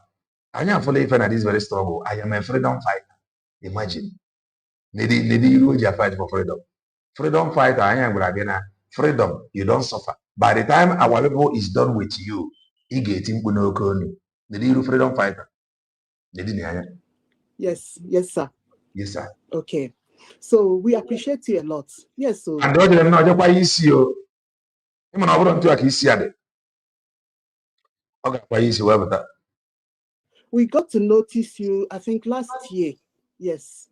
Last year, we got to notice you last year. And they had for one about just official or Eggman first as a deputy information minister. Or they have first area and the one so now the reason why Eji were weapon Eggman because Fana Kowa na Eggman knows one about that from Oge that Eggman grabbed her, made her deputy information minister.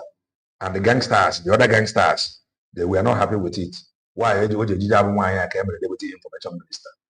They don't like it. So all they have first or Eggman or official. And the other presence why I have not that group. So you must know that. Then you just progressed into something that even Nigerians are marveled. The way you have grabbed what they desire to happen. Honestly, the only thing is that they don't know how to go about it. They don't, you see, because there are so many things involved in what we are talking about. You see, Nigeria is a country that is being held down by anybody that is not with USB declared currently can never make sense. Never. Anybody that is not with USB declared can never ever make sense.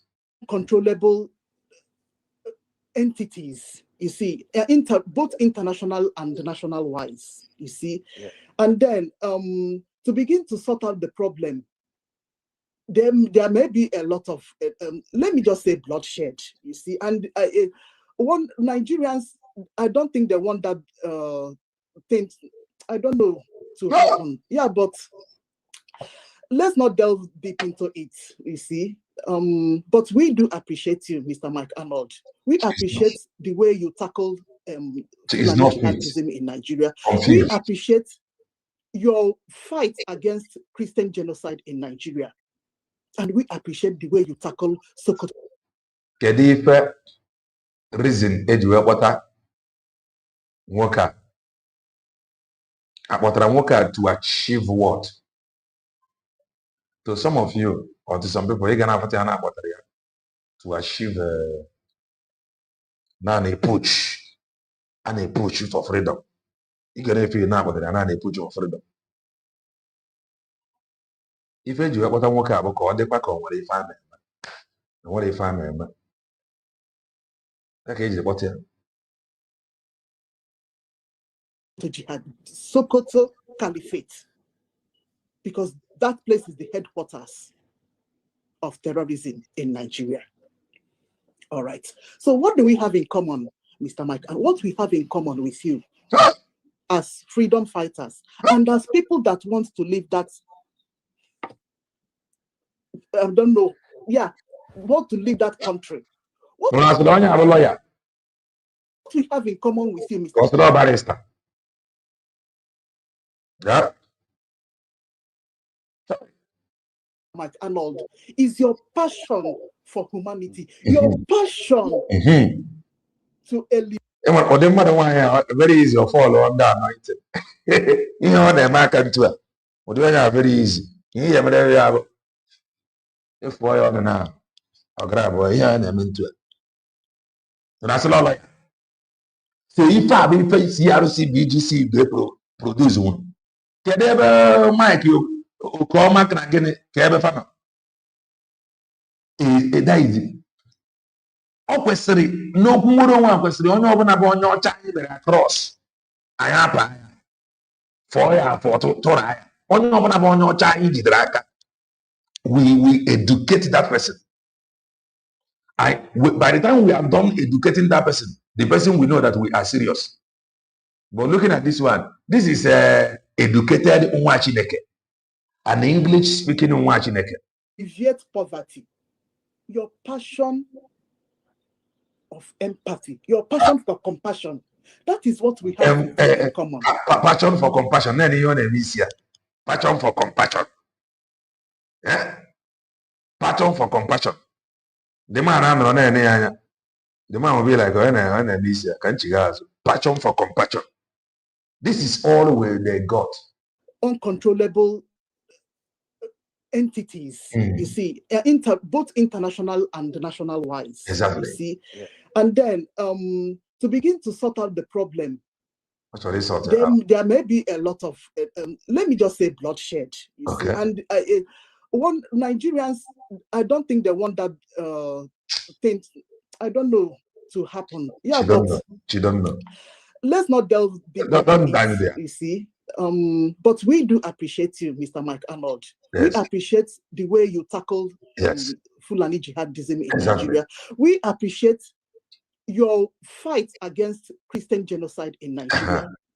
And we appreciate the way you tackle Sokoto jihad, Sokoto Caliphate, because that place is the headquarters of terrorism in Nigeria. All right. There are some upcoming men of God in AG every Sunday. And the upcoming man of God in AG and Noche. Every Sunday, every program.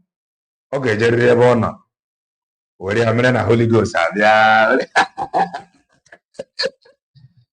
Even your name is Pinka. If I produce one, Keriana na London, Keria Fiala, Tomboy, you want to miss you to already give a picture. Why, if I in a woman, outside the USB declared can never sound boldly. Never. So, what do we have in common, Mr. Mike? And what we have in common with you as freedom fighters? What do we have in common as freedom fighters? And as people that want to live that. I don't know.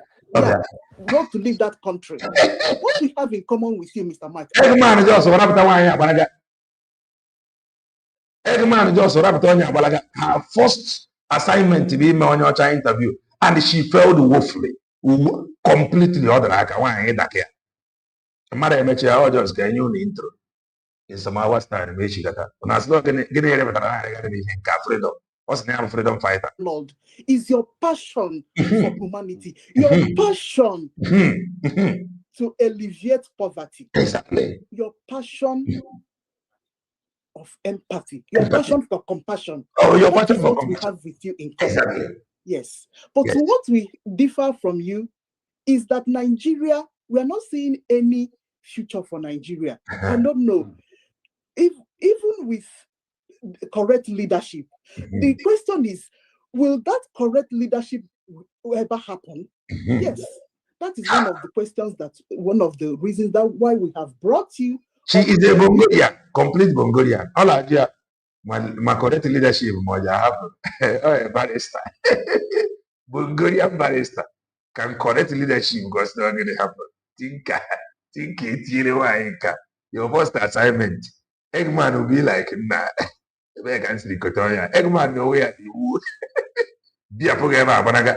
To clarify, yeah, because we know that you want to see a future for Nigeria. Yes, but as freedom fighters and as people that want to live, or we have already left. Yes, you already left with CRC BGC. You have already left with CRC BGC. This is how confused anybody outside the USB declared. We sound so stupid. We sound so foolish. We sound so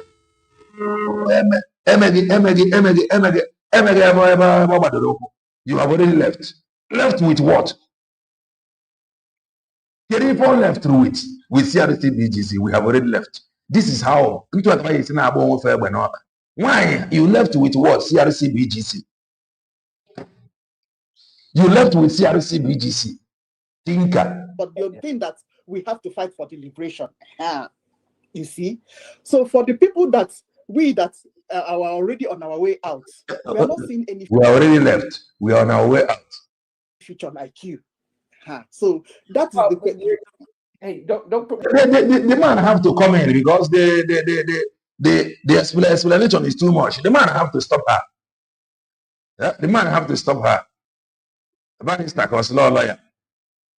The man, the mic have to stop her because this future for Bongolian, we have left. We are already left. We are on our way. The man can no longer take it. Or let me help you. Words in my mouth, okay? I think there's a misinterpretation here. So, first of all, when I say Nigeria, look. Because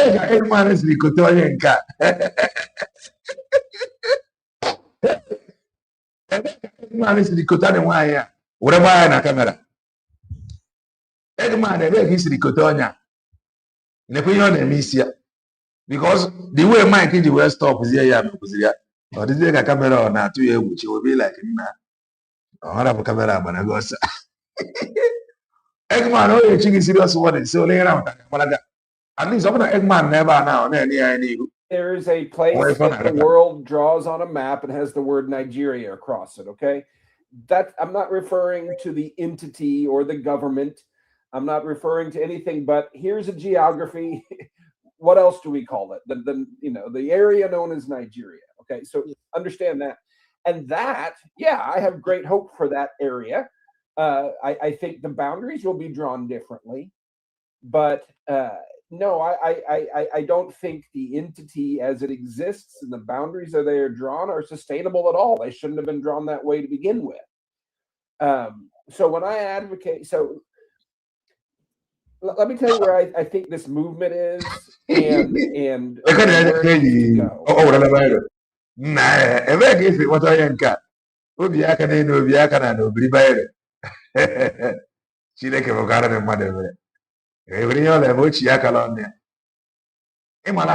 Comment section on both for the or the fact or easy.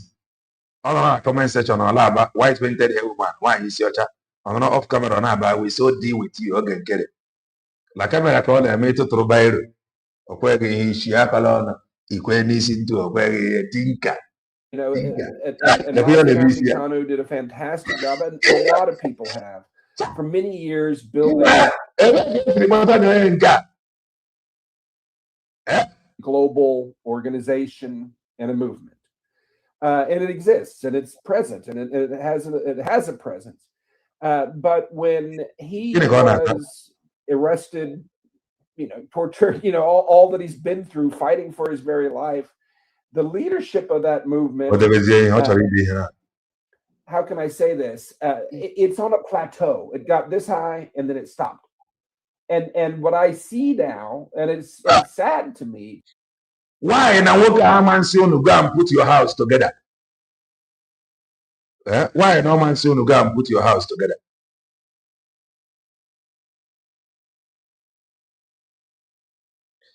I'm gonna make fun of that. Why now go man say go and put your house together? Never go swear the one. Mike Mezinere member na on the man. I ain't afraid of ya. No mere member. Nwoke ja bi jidi ana squeeze here. We na anyị declare. We na anyị nwere ID. We na anyị ji document. We obodo ndị edegara akwụkwọ. Where they need to support us because of multi-video convention. We already left. So much infighting, and there's more effort put fighting for who can lead that plateau and who's the top of that plateau. And now some of them that is answering for the love fighter.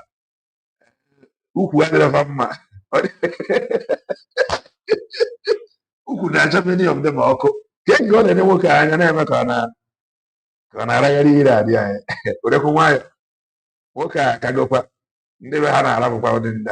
lost sight of the mountaintop. There's another level, and if the fighting happens at this level inside, it'll never get there. And so I'm sad to see the infighting, the factions, the accusations, people that spend more energy jockeying who's the real leader of the movement, and the movement's not moving. Now people spend energy dragging who is the real energy, who is the real leader of the movement. So the man is telling her idea. Now I ain't kind of confused. Who is the real leader? CRC BGC is no Mazen Namdekano. Mazen Banjoko. Ogin Kere is no Mazen Namdekano. Orapugo Mazen Banjoko. Who is the real leader? These are things I ain't put it together before we can confront Onyocha so that we don't look stupid. You cannot defend any other group and it makes sense. If the only thing that will make you to make sense is defending US very clear. Any group, I am telling you, in case next time, you cannot defend any group and it makes sense. The only group you get defend the make sense about US very clear. Outside that, you will always get whatever you get whatever Ichiakalono, you get Chiakalono, even the easy event there, Ijemen to a Konya Holy Ghost. You can make sense. So, God has a way of bringing new blood perspective in, and he's, I think, using me for this now to come to this plateau and say, wait a second, folks, remember the mountaintop. Okay, we need to figure that path out, and that mountaintop is self-determination, freedom.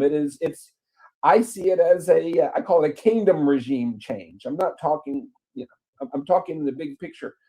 And to do that, we need to get there from here. So how do we get there from here?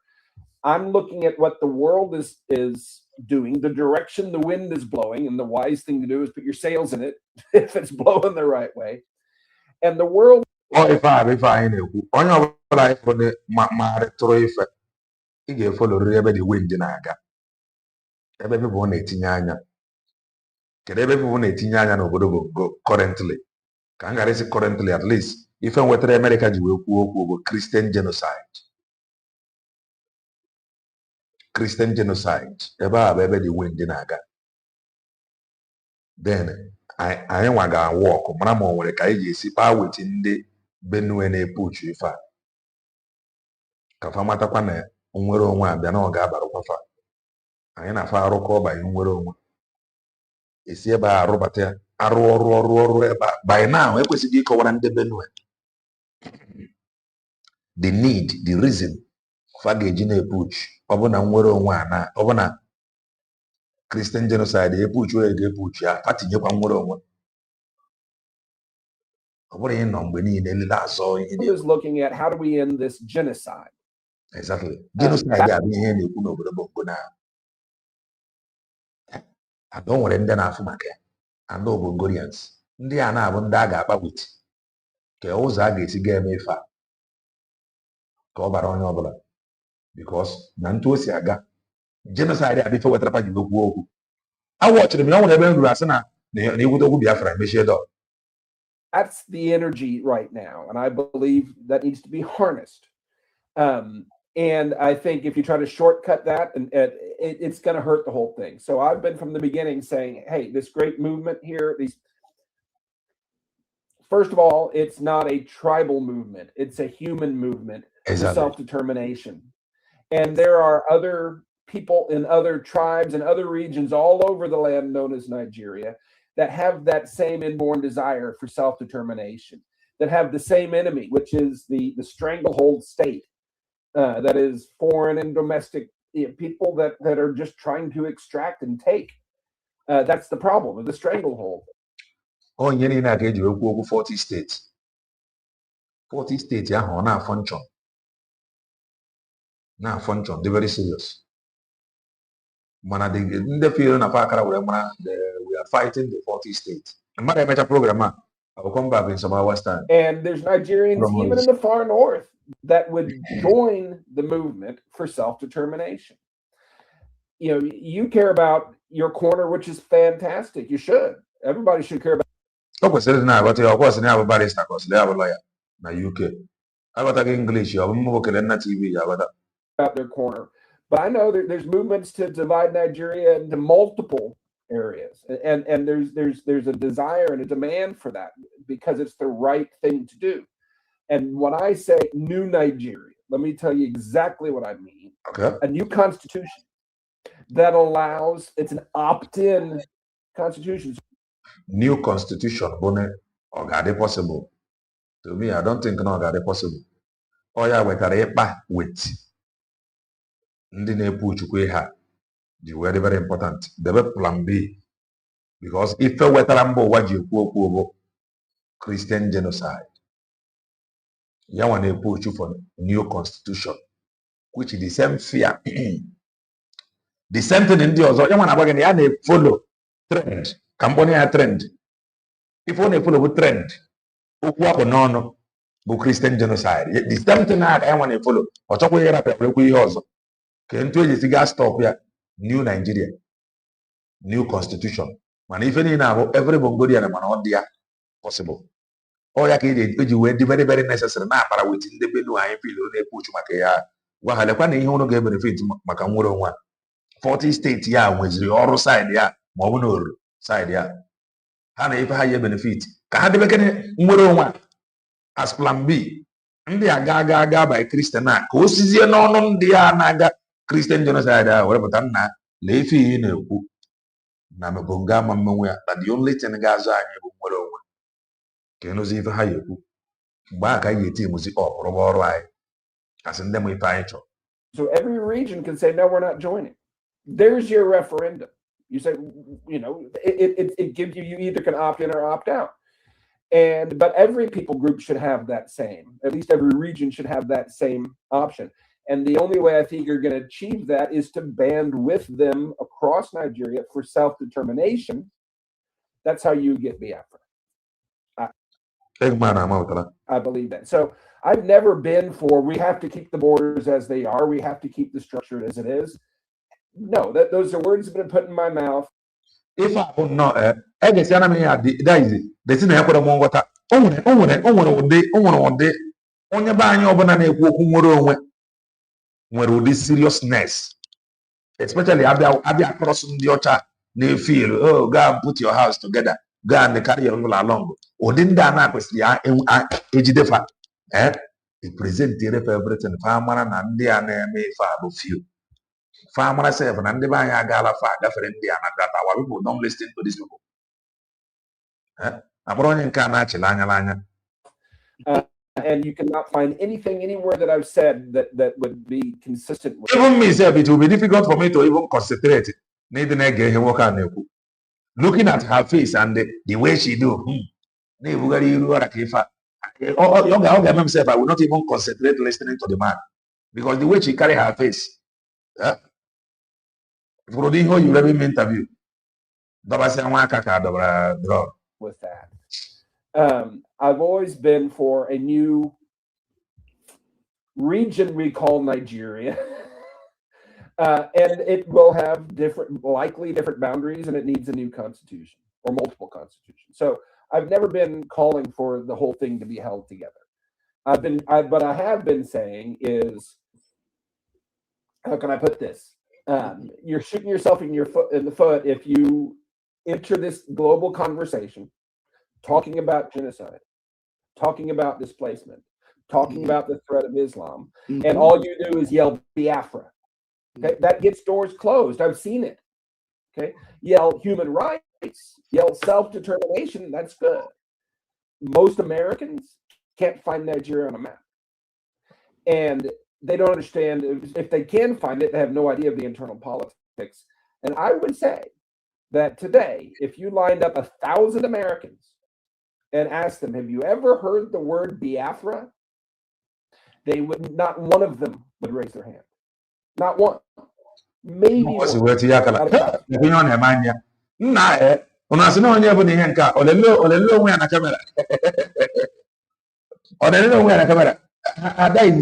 the world you ever distract himself, he concentrate again. Trying to bring some realization to the movement that hey, someone wine about a guy talking no whatever. They got this year and they cover. The way on them. I'm an the man over to educate her. Call you want to one of the man. Ever in on ever in aga. Now help I need from the man. Yeah. Yes, you've done well. You have a movement. You have an organization. It's global. But that's just the starting point. Don't break up and fragment and fight amongst yourselves yet. This is the thing. This is why they have to be so ashamed of themselves. Even a global movement. At least I'm not globally. But don't destroy it by yourself by fighting each other. CRC BGC. Brigging. This is brigging. This is USB declared. This is IPOB US. This is AVID. This is 100 men. This is crazy. Look at what the man is telling you. And the only thing and I never the head of the fallback.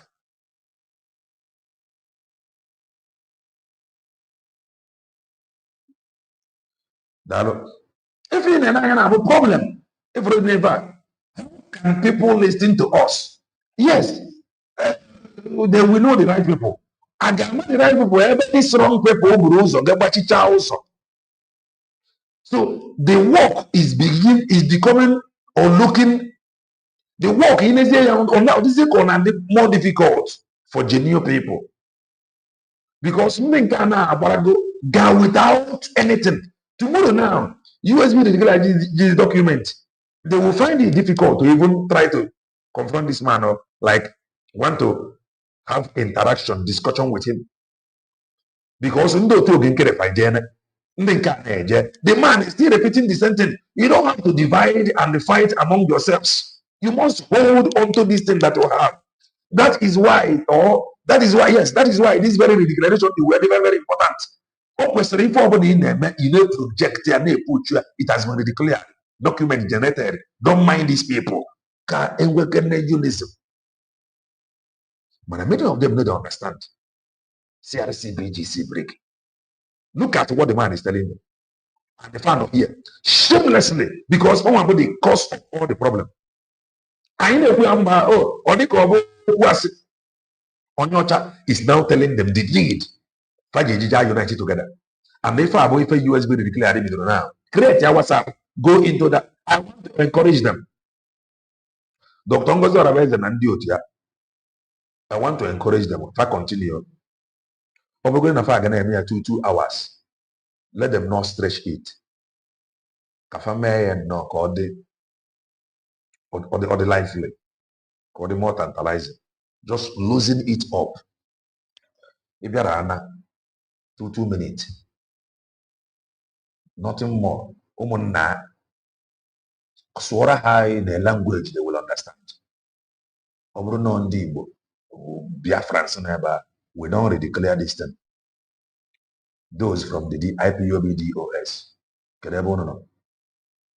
those from these people, if I ain't what we want is peace. So I want question. What is your concern? What is troubling you?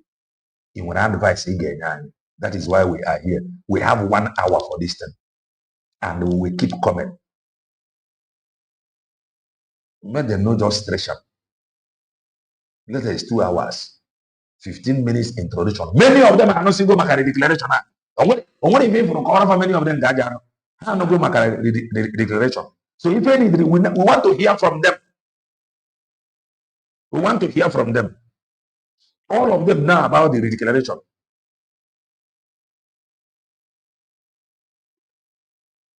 No need of getting this, my own opinion, no need of getting this man now. Yeah, but everybody with the gangsters. More than over with the gangsters. Yeah.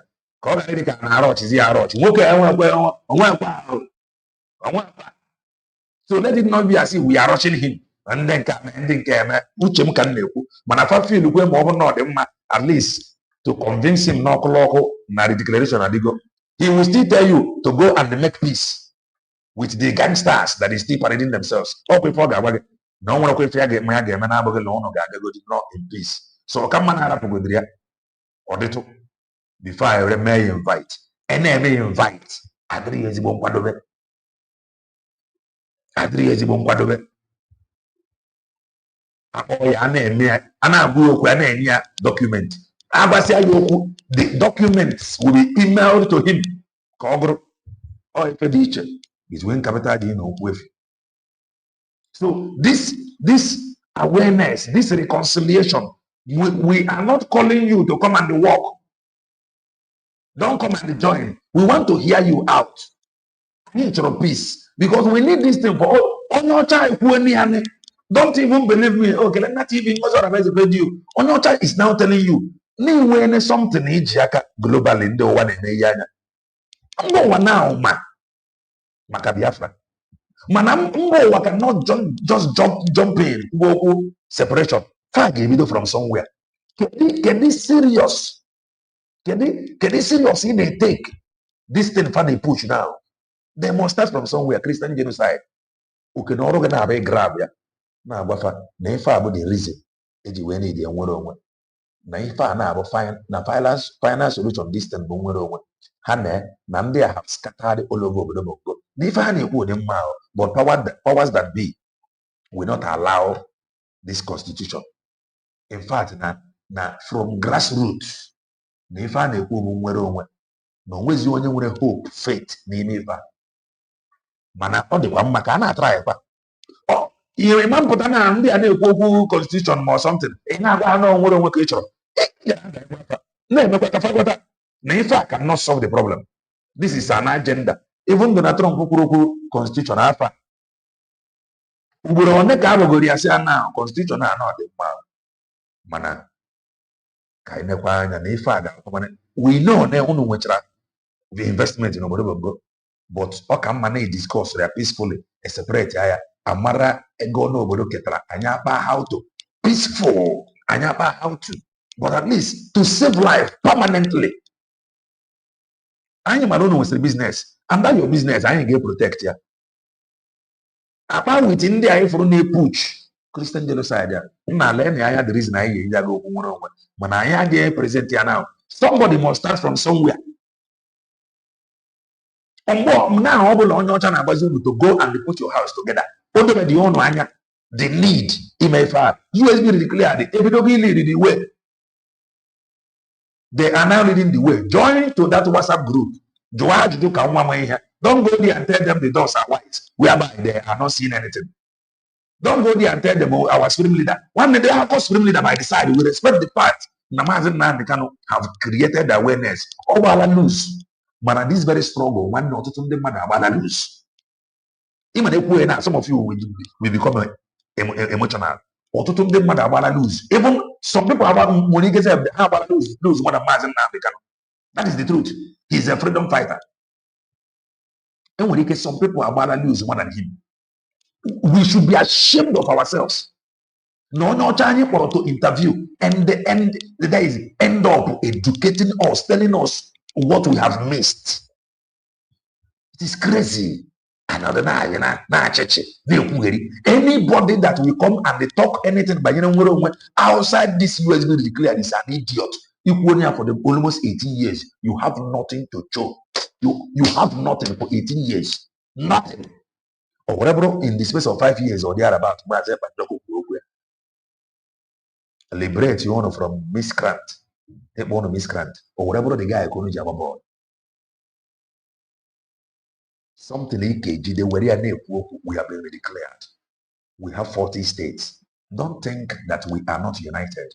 If we are not, how are we able to create 40 states?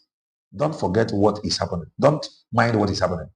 It is politically motivated. What we need is let us take some steps and allow them to deal with them. They will fall and fall to us. Onocha is telling you the need to unite. The idiots not here. They cannot. This is how demonic they are. None of them are saying that. Why na mo wa man saying no? US will declare that I am sorry. Let us move. No, they cannot. They cannot. Oh, CRC BGC. We are men on ground. Look at Onyocha. Latch on to that vision and then ride the wind. Self-determination, freedom, human rights. That's your path to get to that mountaintop. And you will have allies around Nigeria and around the world that will help you achieve that if you can harness that. That's where I'm coming from. I'm coming back in some hours time. Look at him. Look at him. It only seduce. It only seduce. Look at everybody interview. Look at.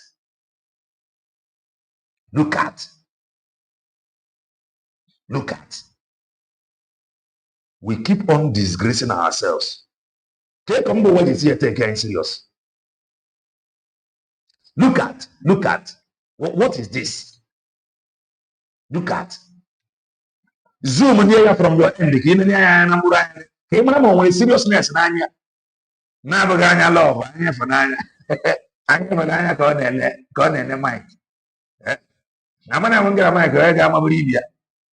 It is crazy. We must face the reality. If I want to say it here, Kelena TV, have paid you. Onyocha is telling you the need for you to unite. Onyocha, not me saying it again. If you like, continue. Oh, we are forgetting. We are men on ground. I ask them to stop work. Stop when I walk now. How far? Stop or walk. Amnesty. Hello. We are our own problem. Anybody of our to talk anything outside USB declare is complete idiot. The person cannot make sense. Go and write it down. You can never make sense. It is not about hatred.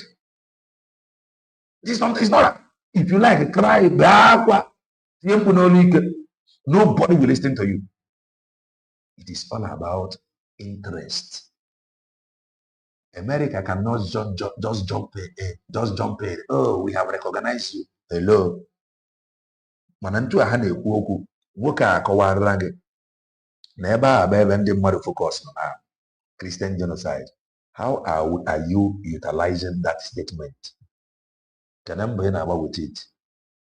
No, I don't want Christian genocide. I don't want. Even what I want is freedom.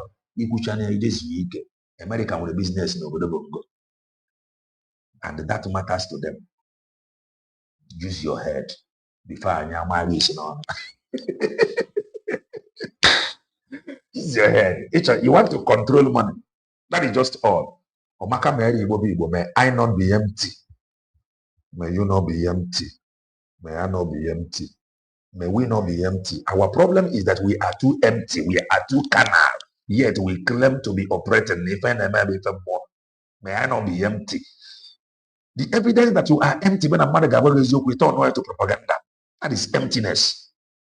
The evidence that Eggman and this woman is empty. But if I walk out, they will still not implement the truth to this man. They are so empty. They are not be empty. But your head not like, oh yeah, we are our own problem. Will join us in some hours time as we continue. Stay blessed. I'm bye for now.